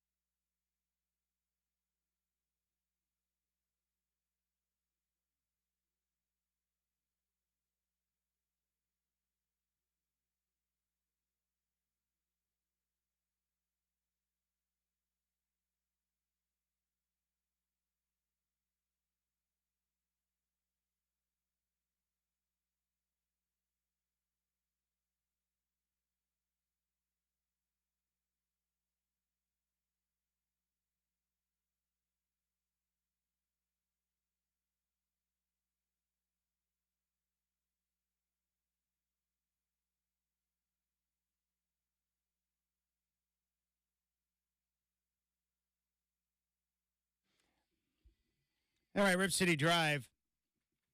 Very happy to go to the phones, and I appreciate the extended play of Tesla there, Michael. You're on point today, giving us a little bit of everything, Shacker, and I appreciate that. And you tell the Brew, 105.9 The Brew, to start playing this song with the long intro. Yeah, they play the song. It just starts without the classic acoustic guitar. Isn't that like 3 minutes? It's its own song in itself. Yeah, it's beautiful. Why would you play that song without that part? All right. BlazersEdge.com is the site for Trailblazer fans. And our next guest is the man behind that site, Dave Deckard, who is a good friend and an awesome guy to talk to. He's back on the show. Dave, what's up, my brother? Well, certainly not the Blazers, but, there are glimpses of light amidst the darkness. But, boy, this road trip has sure been tough. Yeah, there's no question. In fact, when you talk about the rays of light that we're seeing, I have enjoyed this year watching the development of the young players with Scoot, Shaden, Tamani, and Jabari Walker. Like, game to game, just watching these guys to see what comes next. Like, I've enjoyed that process. Yeah, absolutely. And it's exciting to see. Of course, Scoot got off to a rough start, but his game is an anachronism in today's league. He would have been your Andre Miller type 2 decades ago. And hopefully he'll be able to develop some of that passing acumen, some of that court smarts that make his physical gifts pay off. If he can manage that plus a decent three-point shot, he should be just fine. If the three-point shot doesn't happen, or if he never develops that knack for passing, then it's going to be a rough road for him. But all signs point to his development going well. Shaden Sharp is a little more erratic, but boy, his ceiling is huge. And of course, Jabari Walker and Tamani Kamara are success stories for second-round picks, making good through hard work, playing defense, rebounding, doing all the little things. They are the real fuzzy, warm aspects of this year's roster. Dave, I'm kind of curious. I'm seeing a lot of grumbling about Chauncey Billups right now, and I'm wondering if you're seeing a little bit of that too, and how you feel about it. Oh, it's perpetual, but I think we've said this before. There's nothing that he can do. That doesn't mean that he's a good coach, and in fact, his contract is probably going to run out before the Blazers get good, which doesn't bode well for him, I think. I mean, you wouldn't renew him at this point, I would think. And this is his only coaching experience, and his record is going to be just terrible. So Chauncey, I think, personally, I think maybe some years as a lead assistant would have helped him leading up to this point and given him more background and a stronger base. But I don't blame him for what's going on. That's a roster thing. Also, the one thing to look out for, and it's happened on this road trip, if he appears to lose the players, and you can tell it from his post-game interviews when he's saying, we just didn't have effort tonight. We did not hear that very much the first couple months of the season. Now we've heard it 3 times in the last 10 days. And at a certain point, I think that relationship will break, and that's what you have to be careful of. The funny thing about it is if you let him go, the problem is who do you replace him with? Because it's not the most attractive job right now in the league, that's for sure. Yeah, and I don't think there's any coach who's going to make a difference. Well, you could get Rick Carlisle in here, or some of the, you could get Eric Spoelstra, and he's not going to be able to coach the team to that many more wins. So there's no reason outright to fire Chauncey right now, certainly not mid-season. Yeah. But if you're looking to answer what we've been trying to answer for the past 3 years, can this guy coach? Increasingly, the answer is leaning toward no, probably through no fault of his own. But you can only get so many losses and so many missteps and false starts before you just go, even if he's got talent, this just isn't working, and it's time for a fresh start. Now, I don't believe the Blazers are going to make it. I think they'll probably run out most of his contract, if not all of it, simply to save money, because why would you spend for a new coach and pay your old one? But I don't think that Chauncey is going to end up being the long-term solution here, and I feel kind of sad that he never got the chance to be. but I'm not going to mourn too much when they make that transition, because by that point, you'll have a lot of tread under the tires, a lot of repetitions of, in essence, failure, and they'll be all but forced to make a move. Well, Dave, with Billups, and I've had this conversation with Blazer fans from the start of the year up until now, what would be your guidelines for how to evaluate Billups for the rest of the year? What are some of the things you're looking for, signs that point in either direction in terms of whether or not he can be the long-term coach here? How would you evaluate? How can fans watch games to evaluate him? So keep up the defense is one, because that's what he's preaching. Number two, you look at just what we talked about, the young players, because it's a developmental season. But here's the other one that I watch, and what I'm most disappointed in, I think. People are going to talk about the turnovers, and people are going to talk about the three-point percentage. Neither one of those is fundamentally hurting the team or a coaching issue right now. They are actually balanced out on turnovers with opponents, and they're shooting threes better than they're allowing opponents to shoot threes. That's not what's killing the team. What's killing the team is fast break points, and that any idiot should be able to do. You should be able to get back on defense well enough to keep opponents, especially like the Knicks, who aren't a very good fast-breaking team and just ran roughshod over the Blazers last night. That should not happen. The Mavericks like to play fast. They knew it. They allowed it to happen. That is an effort issue. And if you are not able to get effort and running and transition defense out of one of the youngest, most athletic teams in the league, what exactly are you getting out of it? Now, quickly, part of that might be relational and focus-based. Part of that might be the Blazers are obsessed with offensive rebounds and not getting enough people back, because I think too many people are staying, trying to get their own misses. And what happens is you get your own miss one every 10 or 15 times, and you allow fast breaks at twice that rate. Even if you score off of those offensive rebounds, you are losing in that exchange. That's a coaching issue. I would like to see some of that transition ball cleared up. I would like to see the transition defense better, and I think a refocus, more effort would do it. Dave, who do you think should be starting at guard? Oh, geez. Well, the injuries have all but obliterated the ideal, right? Yeah. But you have to start Anthony Simons. I don't think there's any doubt about that. He is a multi-layer scorer, and the Blazers don't have that except for him, especially not with the ball in their hands. Jeremy Grant can score off ball, and he can do some one-on-one moves, but he's not going to be your number one threat, and you'll notice that opposing defenses usually single cover him. Anthony Simons, look what Dallas did, look what New York did. As soon as he gets remotely hot, they send two players at him to keep him from scoring, and the Blazers' offense dies. Without him, the Blazers right now are sunk. So he's got to start. Now, who should start next to him depends on what Anthony can do and what you want him to concentrate on. Shaedon Sharpe, I think, needs more exposure than he's getting, and he's the one who really took the hit when Simons came back. His growth curve, I think, should not wait. Scoot Henderson, I think, is going to progress relatively the same whether he starts or comes off the bench. So my bias would be, if possible, you would give most of the minutes in the front line to Simons and Sharpe, and then bring Scoot off the bench.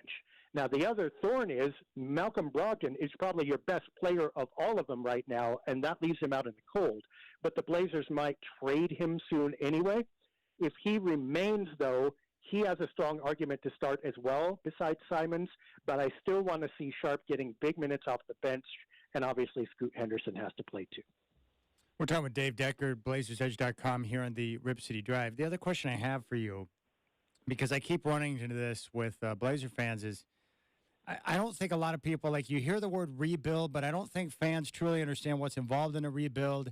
And then when they see it in the beginning stages, they freak out a little bit. So going into the year, I've said that the goals are pretty simple. It's development of the youngsters, specifically with, Scoot and Shaedon. It's definitely about talent acquisition, either through picks or young players. And then ultimately getting a chance as an organization to step back and see if your coach can get the players to play the way he wants them to, and the job he's doing developing the young talent. Like, what were your goals, or what would you say the goals are of the franchise in year one of a rebuild? Yeah, I mean, you've encapsulated it pretty well. The question is, are those things happening? And I think the frustration is there's some yes and some no. I mean, is Scoot better than he was? Yeah, but it was a shock to people that he wasn't better to begin with. Has Shaden Sharp been better? Yes, when he has soared, but he's also fallen off the cliff multiple times and is in the midst of a slump right now, right? Anthony Simons, people don't think of as a rebuild person, and they don't like him. It's like, where is he going to go? How is he getting better? Where's the defense? So the problem is, in essence, not that your goals are wrong. It's that the Blazers have a hard time meeting them consistently. Here's how I think of this. It's like a Lego set, right? And you're going to put together your final product. But the Blazers don't even have all the Legos out of the bags yet. You know, you open those kits and they're in plastic bags and separated. They've just got the instruction book out, and there are 6 bags unopened over there, the DeAndre Ayton bag, Henderson bag, all of this, right? And they're still looking to make sure they have all the right parts to try to even put the build together, let alone thinking of actually building it up. You can't use the word rebuild without build. Right now, they just have re. And they're going to be spinning that way probably for most of the season. We'll know a lot more in the summer. But you have to be careful making solid declarations or advocating for any kind of move or making pronouncement about any players right now, because we just don't know enough yet. Dave, at this point, do you have enough information to make a judgment about Ayton? Do you know how you feel about him so far? It's hard with injuries, but I think like most people, mildly disappointed. And here's where it is for me. It's on the defensive end. Because you know what? At least to my eye, the Blazers look better and more active on defense when DeAndre isn't playing. That's the one advantage when he went out. Now, the offense tanked and the potential tanked. And, you were back to rooting for a couple young players knowing that they might not be NBA ready, which is not what you want to be doing. But the defense looked better, more active without DeAndre Ayton on the floor. That worries me. When he comes back, what I want to see most is I want to see him moving around, yes, snagging rebounds, but also bothering some shots. He doesn't have to block shots, but I want to see him active in help defense. I want to see him active defending the pick and roll, and I want to see him be a little bit of force in the paint. Because if he is no better than Jabari Walker, who is much shorter and somewhat less athletic, what the heck is Ayton doing out there? The Blazers, with all these guards, obviously aren't going to feed him and let him score 25 points a game. He has to produce on the defensive end to pay off, and that just isn't happening. All right, Dave, let's talk about the most important night every single season at Moda Center. I'm talking about Blazers Edge Night. This year, March 13th, 2024, 7 o'clock, the Atlanta Hawks are going to be in town. And Blazers Edge Night is my favorite night of the year because you guys have been doing this for years now, where you're able to, with the help of others, allow kids who are underprivileged, who have never been to an NBA basketball game before, to go to their first game and to see their eyes light up with the excitement they have watching NBA basketball. I absolutely love it. So talk to us about Blazers Edge Night. What's in store this year? Yeah, we've been doing it 16 years, and I think next year, if all goes well, we will approach 30,000 participants that we've sent over the years. And basically what we do is people who read our site or listen to your show or whatever, come to the site. The post is on the front page right now. It's the big one. You click through, and you see the link. To buy tickets, you're actually buying them technically from the Blazers. But instead of those tickets going to your account, they go into a hold pool where people write or call us from the local area who work with underprivileged kids, and they say, can I take my class to this game? Or I have some kids in counseling who would really benefit from going. Or my team has worked so hard and these kids are in, underserved areas and they barely get out of their neighborhood, but going to Moda Center would be a dream come true.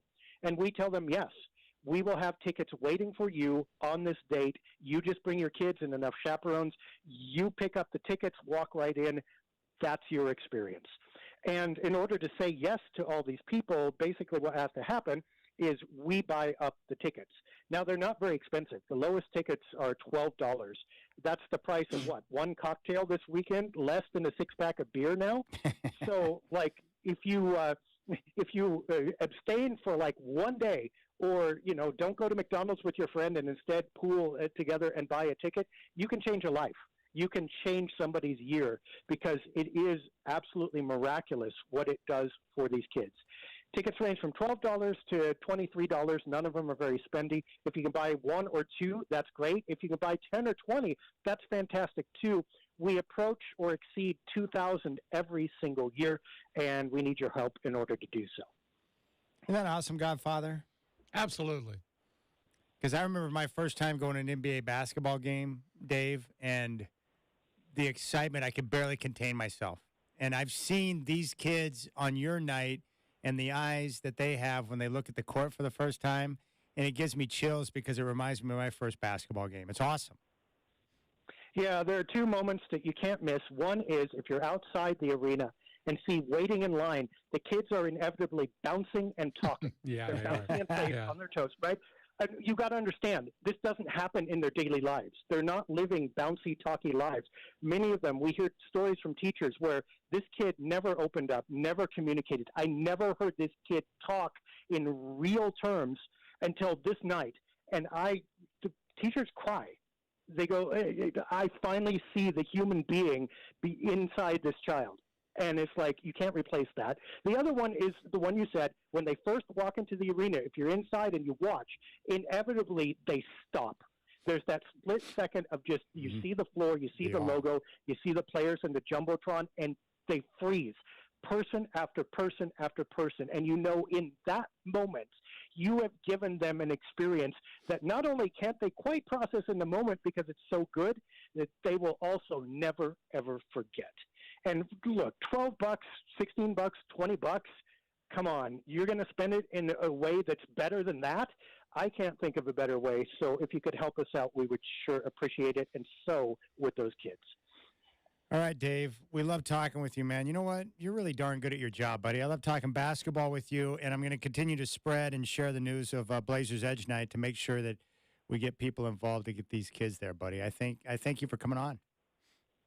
Yeah, thank you so much. We got about 1 month to get those ticket spots, so any help you could give or your listeners would be wonderful. All right, you got it, buddy. We'll talk soon, Dave. All right, thanks, guys. You got it. Show me your tickets! Buy tickets now. I have just tweeted out a link to the Blazers Edge Night. It's simple, and the tickets are inexpensive. You can create your own love song by buying tickets for underprivileged youth to go to the game. Hey, give me some volume on this, man. I love this intro, Godfather. There's some good stuff right here. Have you ever seen them in concert, Shacker? No. Surprised you hadn't gone out to... They've been at the State Fair. I regret not going down to see them. That was a bad move on your part. Love that part. Bow, bow, bow, bow, bow, bow, bow, bow. This song makes me happy.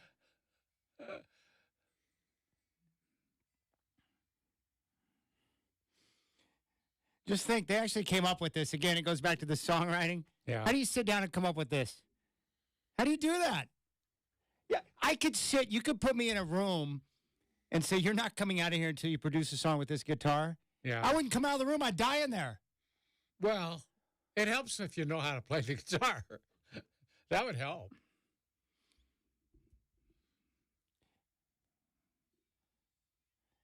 Yeah, I'd never be able to do it. I'm a no-talent ass clown.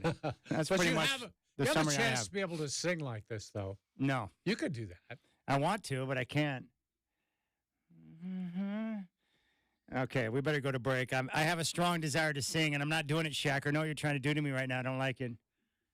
All right, we'll keep things rolling. Brian, no. We get to talk to Brian, no.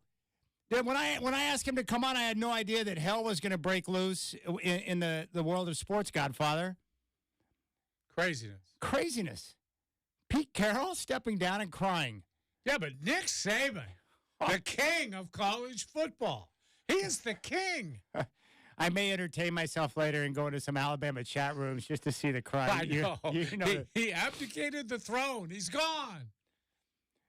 He basically is the Messiah in Alabama. Yeah. They're not happy down there right now. This would be a good day to talk to the SEC guy. Oh, gosh. He's crying in a corner somewhere. All right. That's Dwight. I'm Chad. Brian No, Fox Sports Radio, going to join us. The sports world is on fire right now. Sosa?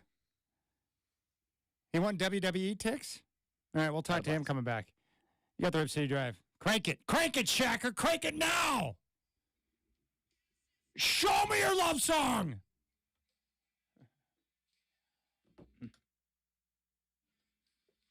I know.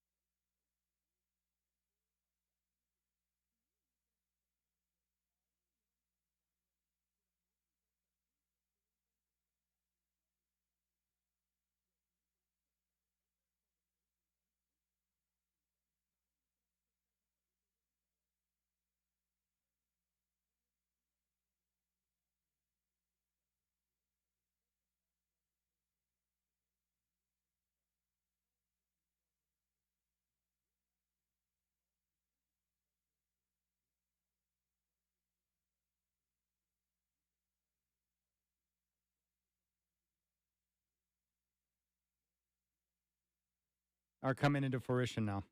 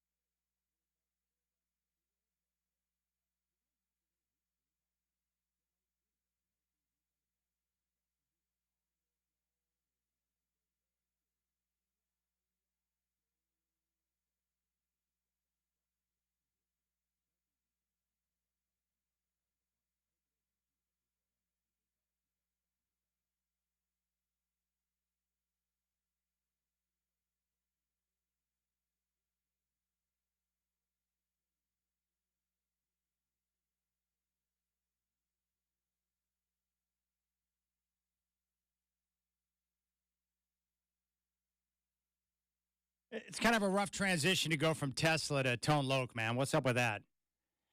I find no problem with it at all. But go ahead. This is a funky song. I always try to figure out, like, what is the funky called Medina? Is it like some type of aphrodisiac? Is that what it was? Does it really exist? All right, I know one thing I want to do, and I'm not joking about this either. I friggin' love this. Oscar Mayer is willing to pay Wienermobile drivers $35,000 to travel across the U.S. in a giant hot dog.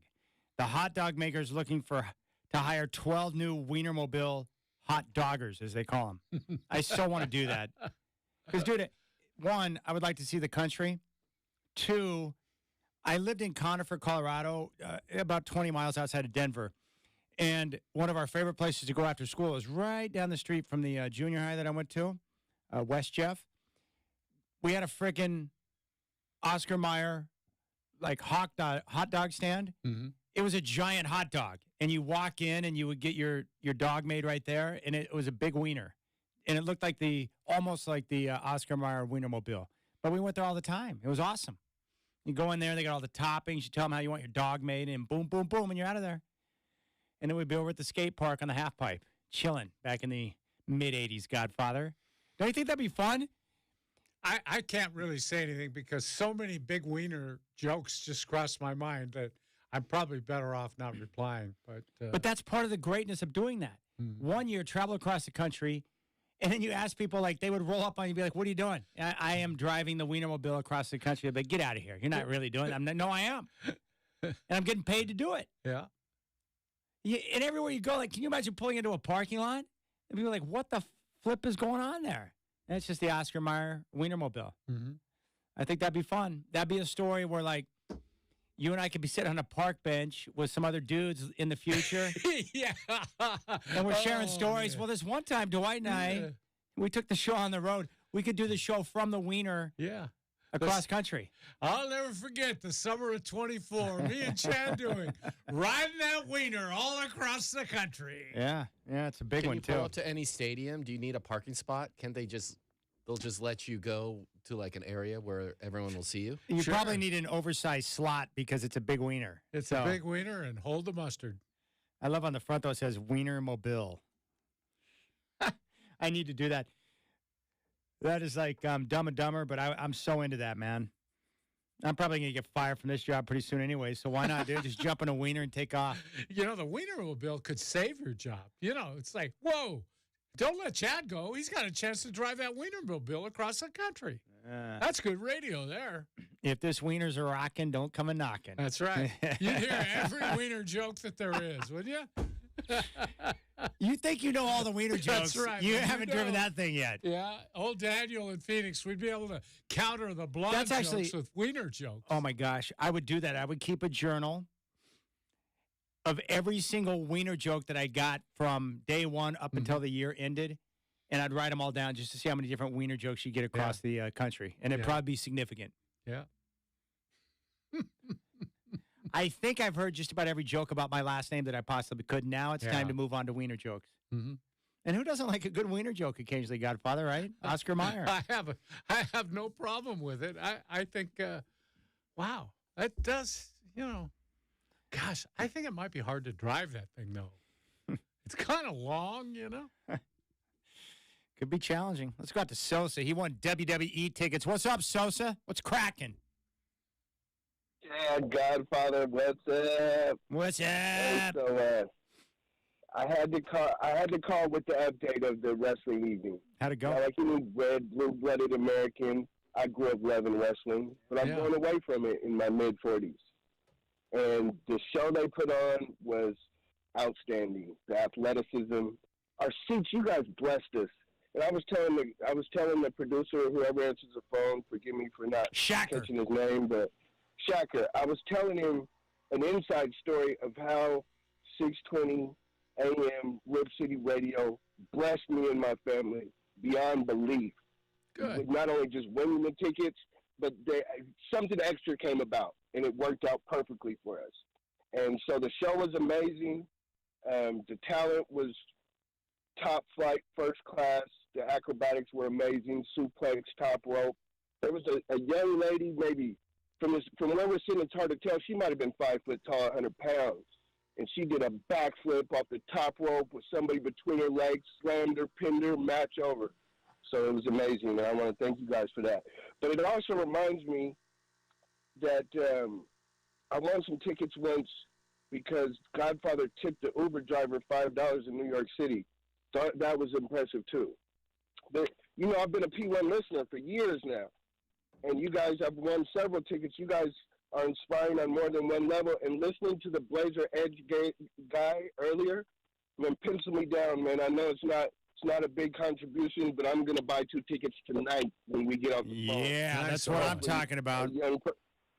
Good man. Yeah, so a young person out there could enjoy the show. But Chad, I know you guys are busy, and I just called on the whim, but the show was fantastic. Thanks again, you guys. Godfather, I've got few regrets in my life, but I was sitting behind you a few rows in the excitement, and I just came back from concessions, and I yelled out, "Is that the Godfather?" And you just back and gave me the deuces. I waved but at I felt you. like a jack.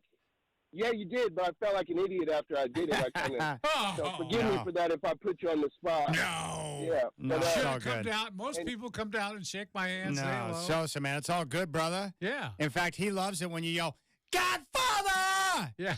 As loud as you possibly can in a public environment. But Sosa, we appreciate you, man. Thank you for listening. Yeah, good man. I want to see that chick that did the.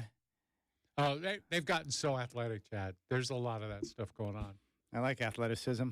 Main event, Cody Rhodes, Shinsuke Nakamura, my favorite wrestler. Love Shinsuke. All Loved right. him when he was in Japan. It was great. Pete Carroll, step down. We'll deal with that next. 503-248-0620. Brian Noah, 520.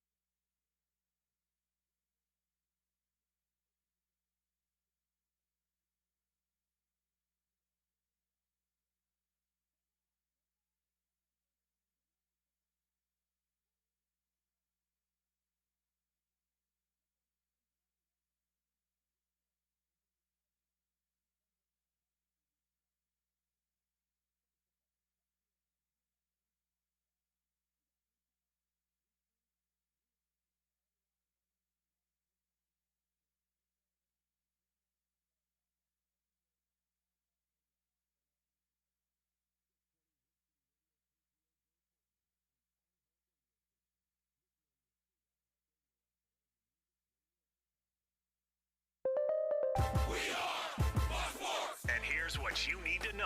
From the Goldberg Jones Sports Desk, your 620 Rip City Radio headlines. Goldberg Jones. Call 1-800-DIVORCE.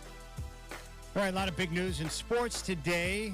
Starting up in Seattle, Pete Carroll has stepped down as head coach of the Seattle Seahawks. He's going to remain on board as an advisor. Brian No Fox Sports Radio will stop by to talk the coaching carousel coming up at 5:20. Another stunner, Nick Saban has decided to retire, stepping down as head coach of the Alabama Crimson Tide. And Duck fans, Dan Lanning, according to multiple reports, the leading candidate to replace Saban at Bama. The Chicago Bears are keeping Matt Eberflus at head coach. They have cleaned out their staff, including their offensive coordinator, Luke Getsy. They will have the number 1 pick in the upcoming NFL draft. Your Portland Trailblazers continue their 7-game road trip tomorrow in Oklahoma City. Tip-off at 5. Game day will start at 2:30 here on your home of the Blazers, 620 Rip City Radio. The home of the OSAA is 620 Rip City Radio. It's time for the big story of the day on the Rip City Drive with Dwight and Chad. The big story of the day is presented by Power Kia. The biggest selection of Kias in Oregon is at powerkia.com.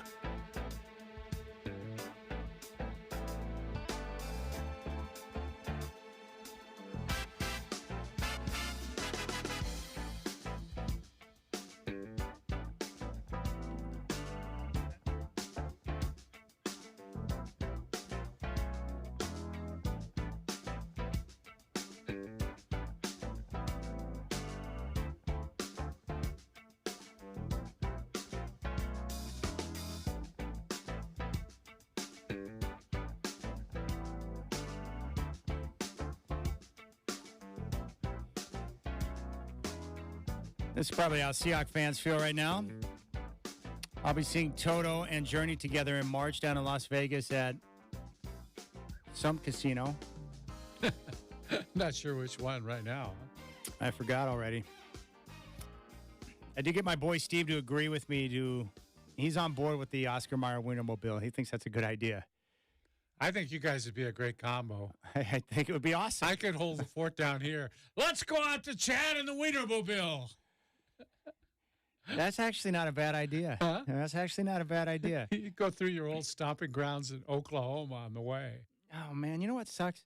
There's a department head meeting tomorrow morning. Yeah. And it's scheduled for 9:15. And the problem is I keep looking for the link, for the Zoom link. There's no link. You got to be here? Yeah, you got to be in person. Oh, no, that's no good. Gosh. That's not good when you live in Vancouver, and I work later than anyone because of the Blazer games. I got to figure out a way to the problem is I don't like to be that guy. I never want my boss to know anything that's going on in my life. Yeah. And if I ask a question like, hey, do you mind if I can you patch me in through Teams? Do you mind? And, of course, they're going to mind because they'll be like, what, you aren't good enough to be here in person? And I don't want to be that guy. Just tell them you got a 6-hour COVID bug. Can't be around people.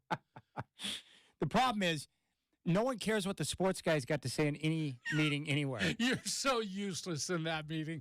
Even if you spoke up, they would not listen to you. I'm the guy that people talk to, and you are. Yeah. Before the meeting begins, everyone wants to talk to us. Oh, dude, Nick Saban? Are you surprised by that? What about Pete Carroll? Yeah. How about Scoot? Should he be playing or what? What's going on with Scoot? Yeah, and then once the meeting starts, and nothing. Yeah. Crickets. Yeah. And I'm okay with that. I got nothing to offer anyways. We've already established I'm no talent. Yeah, you know what irritates me about my life, Godfather? And I was talking about this with my boy Luke, my workout partner today. Like, I have seriously, I look at other people and what they accomplish in various aspects of their life, and then I compare that to me, and I'm like, what can I do? Like, I was visiting with my dad last night, and he's always doing something, right? He's always got some type of project going on. He's got this chunk of wood, and he's got this microwave out in his garage, right? And he's got this scale, and I'm talking to him, and he's got this little notepad with a pencil, and he's like microwaving this chunk of wood, and what? And he's pulling it out, and he's like weighing it and writing down, making notes, right? Why? So finally, I'm like, well, what are you doing? And he goes, this is a great piece of wood that I brought back from Colorado. And he goes, I'm going to turn it into a vase, but he goes, it's still got moisture in it, so I've got to microwave it to get the water out. And he goes, I'm measuring it to know when the water's out. Oh, gosh. And he's going to put it on the lathe and create a vase. And then he showed me one of the vases he had just finished. I'm like, holy shnikes. Again, chalk up another loss for the Chad. You know, you're talking about those meetings, too. I was in a position at a couple different places where I had to be at meetings like that. And what usually happened is people would come up to me before the meeting and say, you know, we got to solve this thing. And what do you think we ought to do? And I'll say, well, here's what I would do. Okay, I walk into the meeting. The guy I just talked to raised his hand. Here's what I think we ought to do. Yeah. It's my idea. Hey, great idea, Jim. Nice going. Yeah, they thieve your ideas. Yeah, exactly. That's not cool. No, That's not cool at all. I wouldn't have had the guts to speak up in the meeting and bring it up anyway, so what the heck? Yeah. Now, if I have a boss that wants to steal one of my ideas and make themselves look good, no problem. Mm-hmm. It's your idea. I was taught that a long time ago. It's like if you come up with an idea, you present it in a way that your boss thinks is his idea. Usually he'll get on board with it, and then he feels better about it and stuff, and I'm fine with that. Yeah, and usually when you create the idea, that idea works in your favor anyway, right? You're going to 100%. suggest something that would be to your benefit. Yeah. It's all in how you present it and how you phrase it. But, yeah, the meetings, it's like, I got nothing to offer. And they know that, and that's why they're not going to come to me. No one's ever like, hey, what does Chad think? That's never happened. What does Chad think? I think we should drive an Oscar Mayer Wienermobile across the country. Good idea, sports monkey. yeah, keep your mouth shut, man. Yeah. Oh, that Chad, he's too much. Yeah. All right, Pete Carroll, I want you to hear this. I thought I had it. Yeah, it's right here. Take a listen to this. This is Pete Carroll talking about his family. I just haven't seen Pete Carroll like this before. I've seen him emotional. I've seen him chew gum faster than any person on the planet before. I've seen him running up and down the sideline chasing after referees with and his hair flopping. Flowing in the Beautiful breeze. hair. Yes. Beautiful flowing hair. But when he talked about his family, he really broke up today at the press conference. Pete Carroll, after 14 seasons and a championship, stepping down as head coach of the Seattle Seahawks. This is worth crying for. Granted, nobody would ever understand how significant she's been through, all the stuff that we've been through, and how important she is. She's just been the angel in my life, and that owes you everything.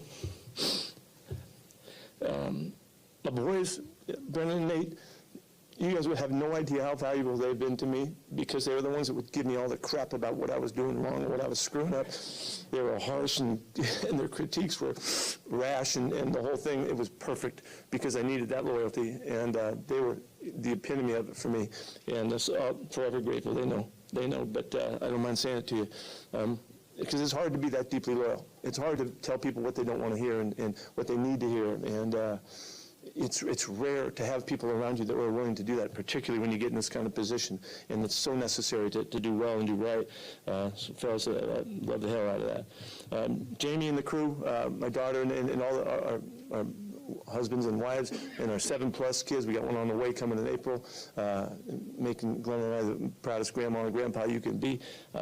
Really grateful to those kiddies that put up with grandpa's crazy stuff, because you can imagine I'm a pretty whacked out grandpa. I hate that Pete Carroll has done things to make me like him. Yeah. But when you hear that, and you hear, like you mentioned earlier, Godfather, like that's a guy that truly cares about his job as a coach and that franchise and his players and the staff and his family. Like, man, that guy has put all his heart and soul into everything. Yeah. And he's breaking down right there at the podium because it means a lot to him. Doesn't exactly sound like a guy who voluntarily left his job, does it? No. In a lot of these cases, right, it's usually not the case. A lot of times it's, here, we're going to make a move. Let's mutually agree to part ways. We'll let you say goodbye and so forth. But that's how it ends. Yeah. I can't believe it. I'm still stunned by this one. Nick Saban stunned me as well, but this one, I didn't see the Pete Carroll one coming. I thought he would finish out his contract. I thought he'd be there for a couple more years and then walk off into the sunset. But this one surprises me, especially after so soon after moving Russ and starting this rebuild. I thought he was going to want to be there for another couple of years to see it through, to see more of the fruits of his labor and developing those young players. That's what I thought. And like I've learned with a lot of these coaches, they just can't get enough of it, right? No matter what their age is, they just want to keep doing it. Yeah. And that's a guy that still wants to coach. You can hear it in his voice. Yeah. I wonder if he'll get another chance. I mean, at his age. Well, you said that it might be at his age because you don't know, like, if you're a franchise and you want, it's the same thing with Belichick, right? You want to commit to someone, but how long are they going to be there? Mm. How much longer are they going to coach? 3 years, 4 years, 2 years? How much more do they have in the tank before they want to shut it down for good? And then you're stuck in another position where you're looking for another head coach. I don't think the Seahawks could ask for anything more where you get a guy for 14 years, restores a franchise, you go to a couple of Super Bowls, you win a championship. Like, when you make a hire, that's kind of, in your wildest dreams, you can't imagine it going so well. I just wonder, what was it about the job that Pete Carroll did that would cause them to want to move in a different direction? Was it, I can't really see anything in the last couple of years that would lead you to believe that it wasn't up to par. Like, why would you want to move on from Pete now? Yeah, and that's the thing too, Chad. You have to admit that he's probably gotten about as much out of that roster as he was supposed to get, right? I mean, it's not like they were underachievers. They did not have a lot of great players on that team. They have some good ones and some good young ones, but come on. Geno Smith was your quarterback. What do you expect? Yeah. What I'm wondering is how involved Todd Lewicki is going to be in the process to find a new head coach. I know Burt Cold is connected NBA-wise. Mm-hmm. How many connections does he have around the NFL? Not many. Well, the thing is, from what I've been told from the people I've spoken with here and up in Seattle, that when Paul passed away, I know for a fact it was Pete Carroll who gained a lot of power within the Seahawks organization. And I was under the understanding that Burt was more involved with the basketball side. So I don't know how involved Burt is with the football side and how much they're going to lean on Lewicki, but my guess is, don't you think Burt's contacts are probably more vast in the NBA than they would be in the NFL? Yeah, but I think he's got contact with agents, and that's what you Agent need to contacts. Have. Yeah, he wouldn't be able to call a coach anywhere, but anymore you don't call the coaches, you call their agents. So how does it happen in that type of process where now the Seahawks have an opening? Will agents with potential candidates reach out to the team, or does it go the other direction? No, I think agents are shopping clients, just like teams are shopping for coaches. Much like Russ's agent right now. He might be working back channels to reach out to Pittsburgh, Atlanta, other potential spots where he may be wanted because you're trying to gauge interest in what's going to be available for you. Mm-hmm. And then you know how to proceed with the Broncos, right? Yeah. Yeah. Because the talk coming out of the Broncos press conferences yesterday was that the door is still open for Russ to return. And my thought was, yeah, if he restructures, but there would be no benefit in him restructuring if he knows he can keep all his money and be a starter elsewhere next year, right? Of course. Why would you do that? No incentive at all to do that. Who would be number one on your list? If you were in charge of the Seahawks, who would be number one on your list to be the head coach? You would have no choice but to hire Harbaugh if he wanted to come there. If it was legit and he told you he really wants to be there, I don't think they'll be in the running for him. I think he would consider other jobs better. So after that, you're talking about Vrabel and Quinn. Well, when you talk about other jobs being better, you're talking about the Chargers. Yeah. I think Harbaugh is going to wind up with the Chargers. I really do. Gosh, I just don't know if they're going to spend that money. I think they will. I think they will. I think Harbaugh is going to wind up with the Chargers. I'm convinced of it. So I'll be stunned if Harbaugh's not the head coach of the Chargers next year. Because Harbaugh wants to win. He's crazy about that. And he knows his best chance is to have a great quarterback. And if you go there, you got Justin Herbert. Harbaugh and Justin Herbert together, you don't think that's going to work? It's beautiful. Well, it's going to be great for Justin Herbert. Yeah. Because he'll figure out a way to protect him. He's not going to let him get banged around. No. The first couple of years have been a joke how many hits he's taken. And then all of a sudden you'll have Sean Payton, Jim Harbaugh, and Andy Reid in the same division. Is that good? Jeez, Godfather. That's competitive. All right, when we come back, we know Brian Noe, Fox Sports Radio. When I reached out to him, I had no idea that all hell was going to break loose in the sports world. Perfect day to have him on. All right, he's coming up next.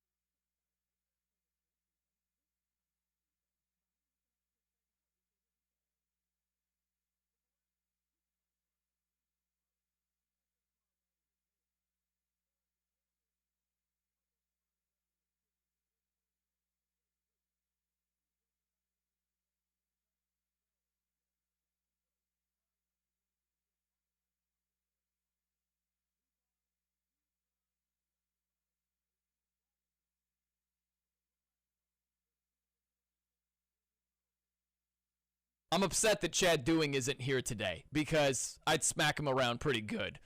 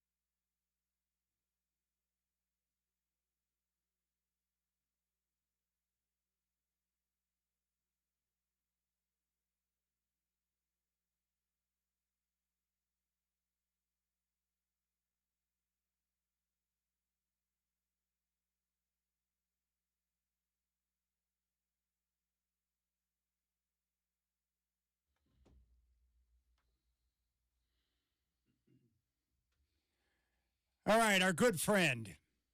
He is on Fox Sports Radio. The one and only Brian No. Bino! What's up, my brother?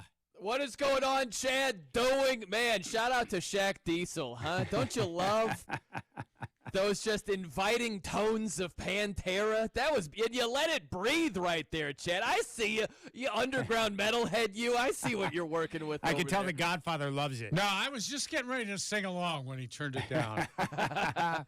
Hey, dude, I was just telling Dwight, when I reached out to you and asked if you wanted to come on and talk some ball today, I didn't know that hell was going to break loose in the sports world, man. What a day, Brian. Incredible.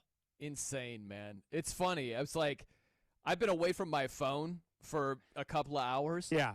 It's like, did Belichick agree to coach the Falcons or something? Like, do we have another curveball? What a day, man. You've got Saban, Pete Carroll.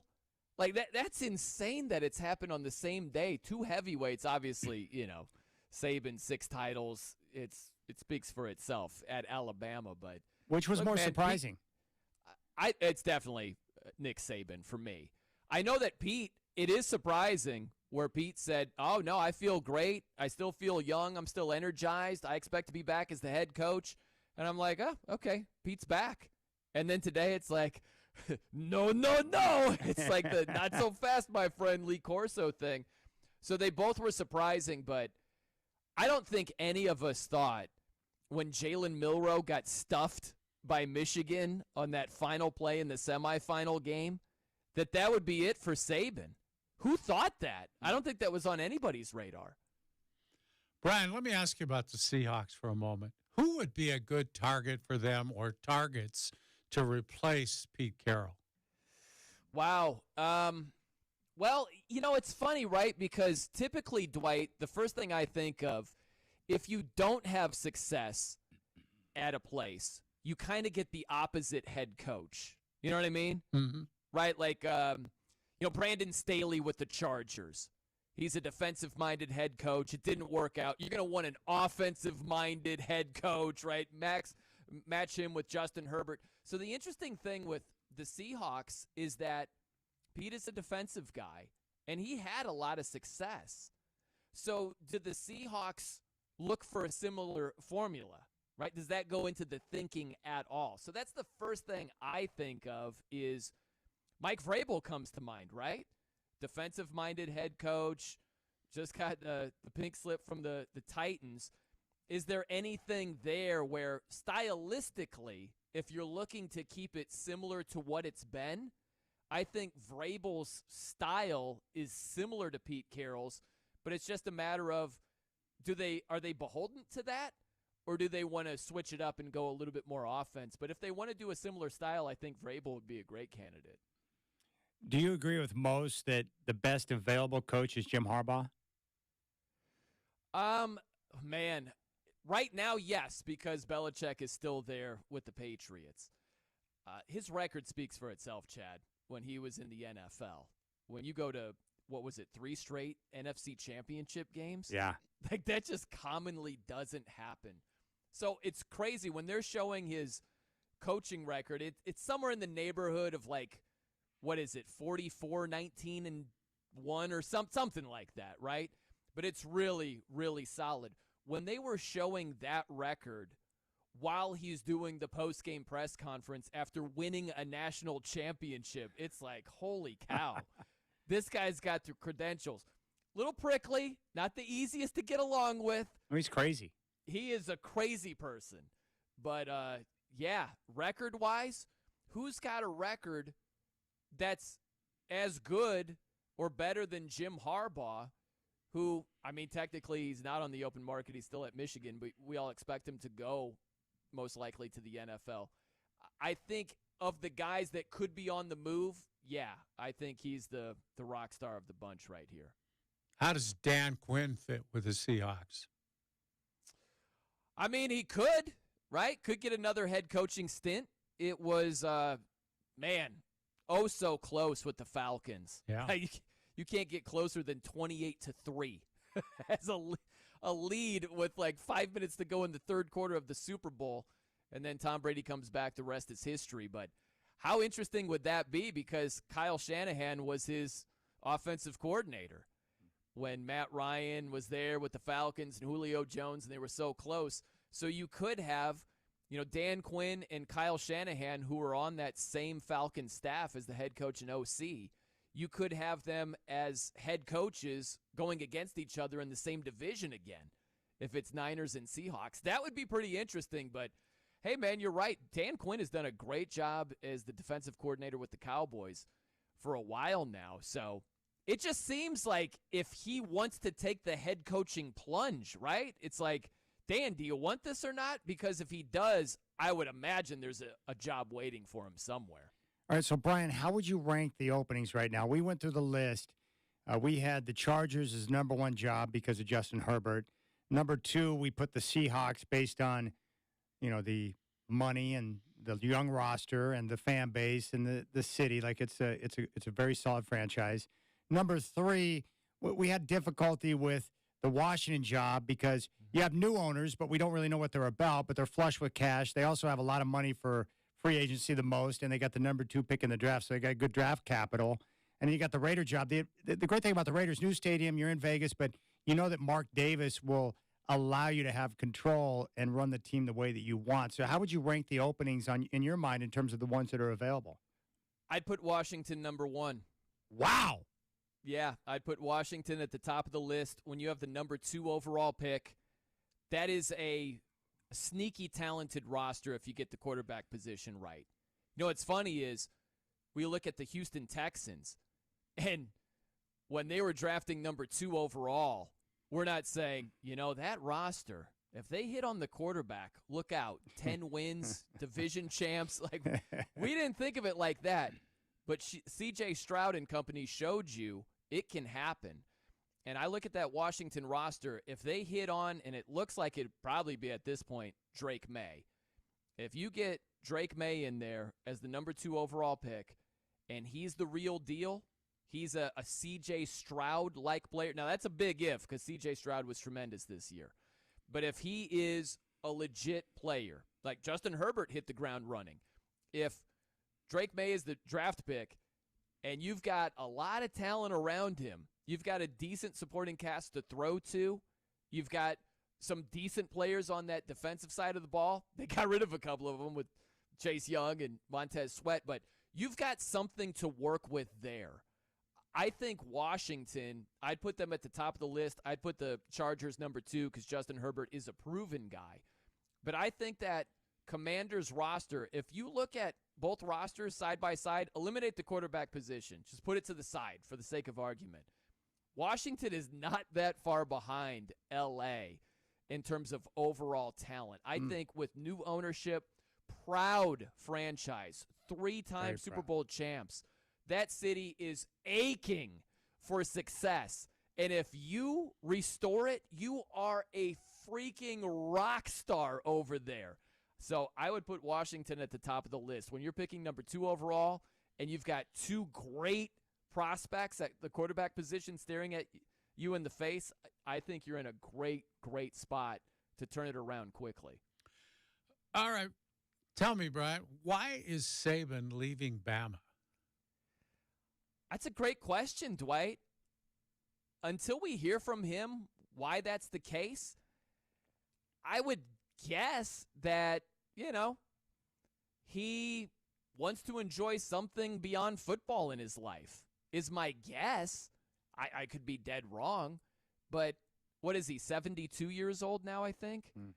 And that could be it. This could be a life-type decision where, for whatever reason, he looked at it and said, now's the time, and I'm going to move on.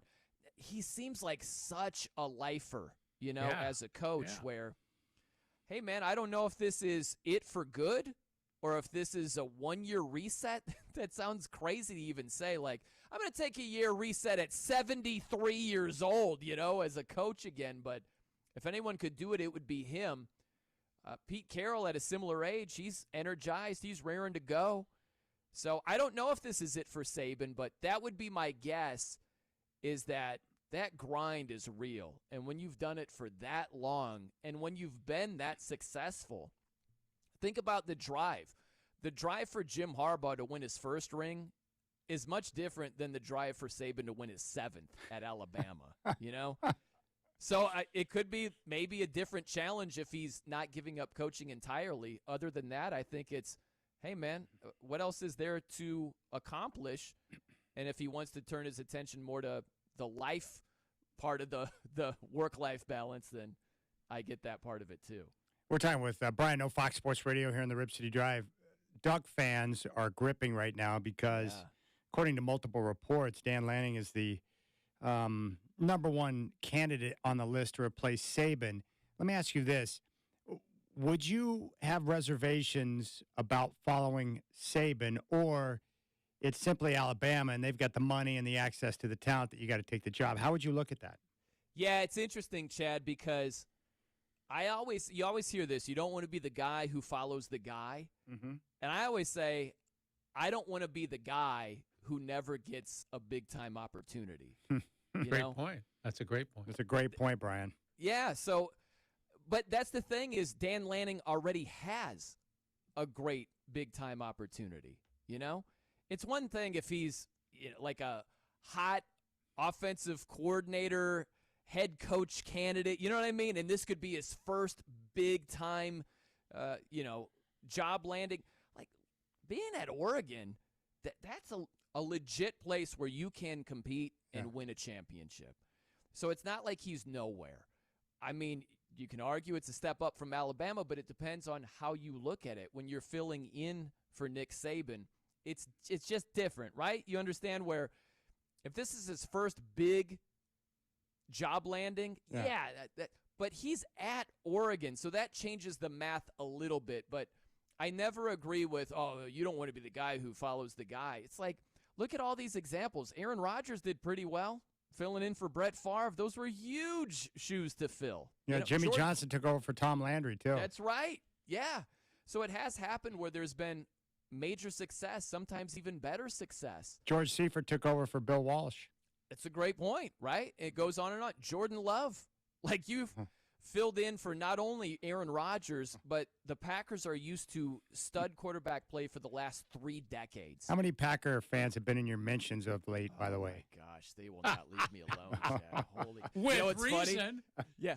Yeah, I just lean into it. I'll tell you a quick story. So the bet before the season, it was based on an interview. Someone suggested that Jordan Love would get to 26 touchdown passes, 10 interceptions. I said, that's insane. I'll get a back mural tattoo if that's the case. Somehow the guy threw 11 interceptions and saved me from the ink. Holy crap. All I get in my mentions are like, man, you were so close to getting a tattoo. No, 1 interception. Count your blessings. And I just lean into it. Instead of being like, yeah, man, I was dead wrong. I'm like, yeah, too bad he wasn't better. You know, it's like, why not be the full-fledged villain in the Milwaukee, Wisconsin area? You know, I just lean into that whole thing. Okay, let's talk about a quarterback who maybe didn't live up to your expectations this year. What about Tua, your guy Tua down in Miami? What about that guy? See, that is mean-spirited by you, Dwight. I know. It was. That was a mean-spirited comment. No question. That was. I it was agree. very mean-spirited. Kick me while I'm down. Yeah. You know, that sort of thing. He did lead the league in passing yardage.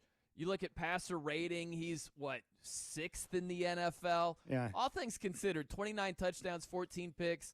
I could rattle off stats upon stats. Yeah, you And could. Dwight told 69% you, completion rate. That's good. and Dwight told you multiple times throughout the year that he would not stay healthy, and he stayed healthy, too. That's right. Yeah, that's right. I see 17 games played right there. It was just so disappointing against Buffalo. Deontay Spencer, 1 play! Oh, my gosh, dude. Like, hey, let me throw to Chase Claypool, who's not even close to being open. He's being double-teamed, and there's no chance this ball can get to him. That pass, it really shocked me how awful. I cannot believe he threw that ball. Gosh, dang it. There's just no defending that. But the season as a whole has been pretty good, although that just sucked, right? The defense did enough. They just battled. They've got dudes that are – they had so many injuries, and they held the Bills to 2 offensive touchdowns.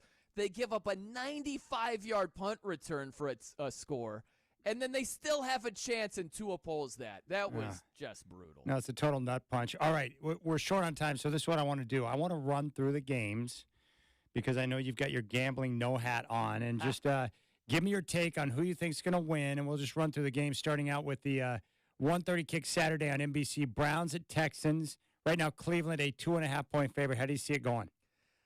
I'm going to go Cleveland again. They got him in the regular season. Joe Flacco has just been really, really good. And that defense, the Browns defense, just simply better. Legit. So I would go Browns in that one. All right, 5 o'clock on Peacock. Yeah. The Dolphins and Chiefs, as you know, Kansas City's a 4.5-point favorite, and it potentially could be the coldest NFL playoff game on record. Man, isn't that insane? It's insane. How do you remember, what was it, the Chargers and Bengals? Remember the AFC title game? Yes, I do. And I remember guys literally having their fingers almost frostbitten. And it could be colder than that? Isn't that crazy? That's insane to me, man. Oh, by the way, little trivia question for you. Do you know what the Dolphins' all-time road record is in the playoffs? Just all-time, not necessarily in the cold, but just all-time record? Yeah. I don't know off the top of my head, but the way you're leading in, it doesn't sound like it's a flattering record. No, I mean, I knew because you get guys who play in Miami, they probably don't like to take off to the road postseason time. 4-14. Oh, my gosh. I think they've lost 11 of their last 12 road playoff games, too. Yeah. So they were on a heater early on is what you're saying. They were really hot early. Yeah. We throw the 70s Dolphins in there. That helped the overall record. But I think you can make a case that playing the Chiefs might be better than a rematch against the Bills. How do you see that one shaking out? No? Yeah, you know what? This point spread to me stinks. Where it's ticked in the Chiefs' direction. Yeah. but it's around 3.5 to begin with. Yeah. So, like, home field is normally like 3 points. Maybe it's 2.5 these days, depending on how you look at it. So if the spread's 3.5, Vegas is telling us the Chiefs are favored by a point or a 1.5. Mm-hmm. Does that not stink to you a little bit? Yeah, it feels like a game where you want to take Miami. Yeah, I would take the 4.5. Okay. I would plug my nose and take it. But, man, you might have to plug your nose with both hands, you know? But think about it. Everybody's gaga over Buffalo. And Miami, with all those injuries, it was a one-score game. They went toe-to-toe with them. Yeah. So, all right, I Sunday. think they could give them a game. Yeah. CBS, 10 o'clock. Steelers at the Bills. Buffalo favored by 10. How's it going to shake out? I'm going to take the points. Huh? You know, like Buffalo, I know everybody loves them. And yeah, they beat the Dolphins, who are a walking medicine cabinet, by 7.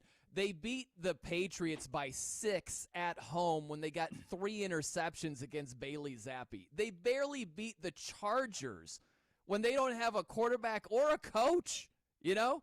So I'm taking the 10 in a playoff situation with the Bills, who are still dinged up defensively.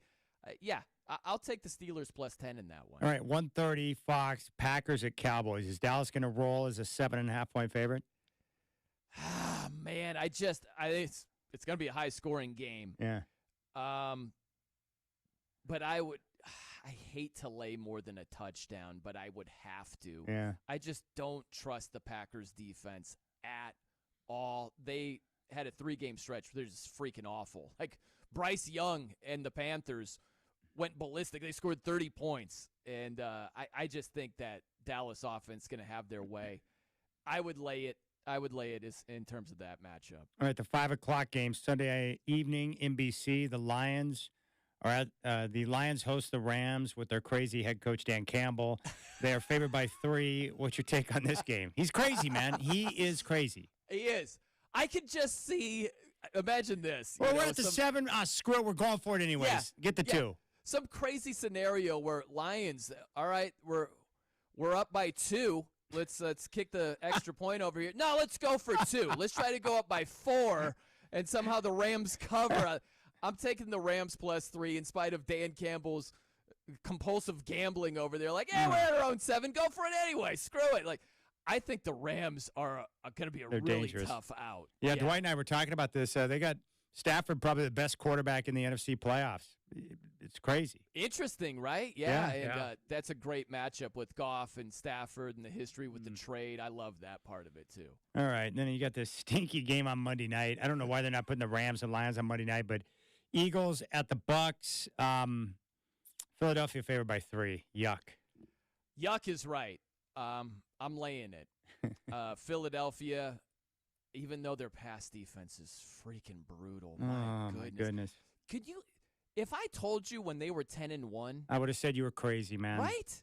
Who would have said that in their right mind? Like, Philly's going to fall apart. They're going to lose like 5 and 6. Brian, I'm bitter because this was my team to take care of the 49ers problem, and now they're not going to be a factor. I know it, man. Sucks. And then we're going to have, you're going to have cheeseheads and Purdy Palooza clowns in your mentions.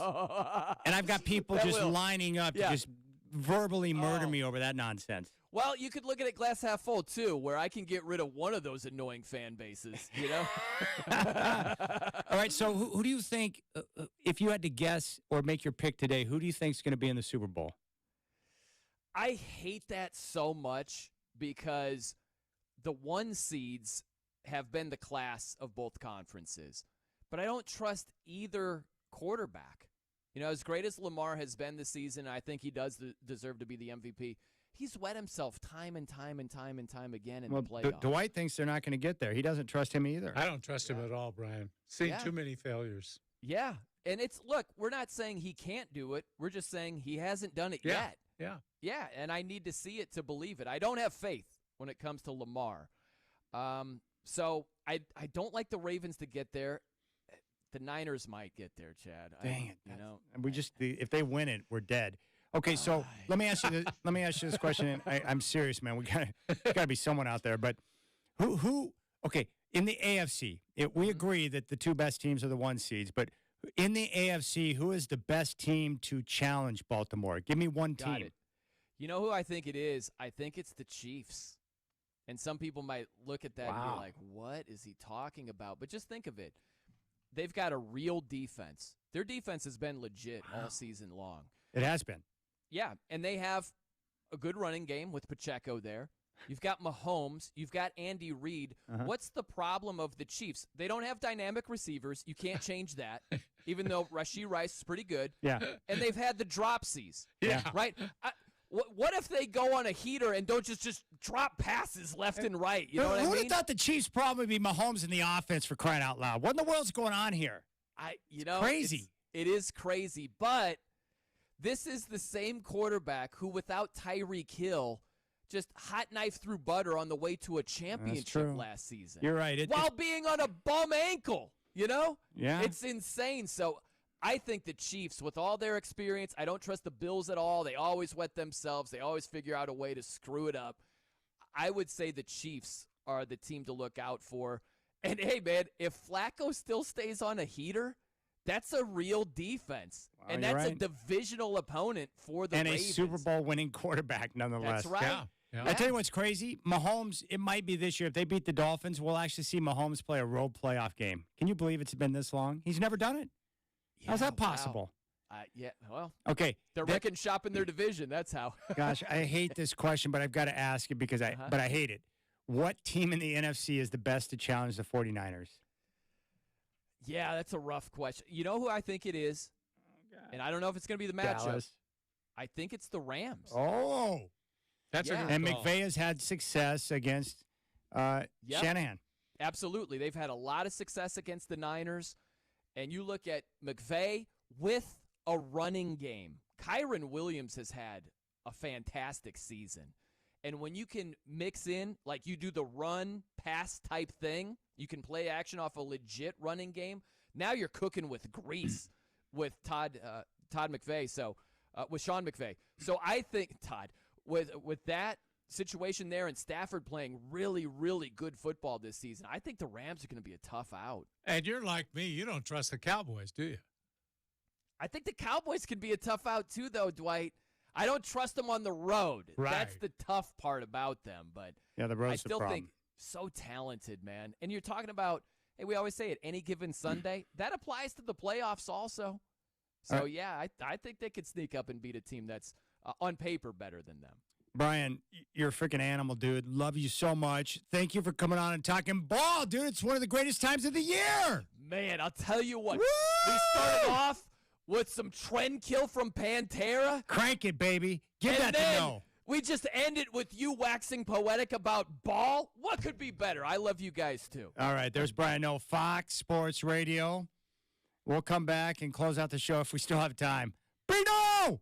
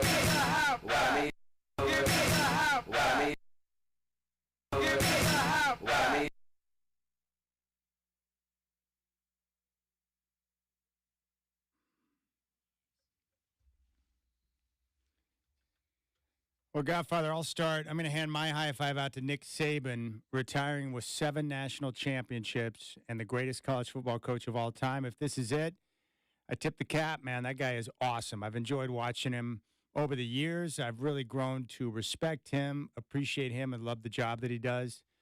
One of the best. Still can't believe he's stepping down. Yeah. Stunned. And like you said, I'm in the same spot. I like him a lot better now than I used to. Yeah. I used to just not be able to stand him. Yeah. Yeah, I think what happens is, and I've watched a lot of these videos of him speaking to recruits, him talking to parents, him talking about the advice he gives to young kids when they're about to enter the NFL draft. And then you realize, like, this guy cares about young men. He cares about the families. He cares about his kids. And he knows what the heck he's talking about. So big props to Nick Saban. What about you? I got Dan Lanning, who I think has hit the jackpot. He's either going to take the Bama job or he's going to get a nice raise down in Eugene. He knows who's in charge of the coffers at Oregon. I think he needs a little more money to stay. Do you think there's what are the odds he'll come out and say now, 0% chance I'm looking at any other job? Well, I'll tell you what. If he doesn't take this one, he will stay. Don't you think? I mean, this is the best job he'll ever be offered if he's offered it. Yeah. But although Georgia, wait till the Georgia job opens. Yeah. In any event, he's about to make more money. Yeah. He's gonna win either way. Big props to you, Dan Lanning. Good for you, partner. You might need to get out another cigar tonight. Yeah. All right, good night.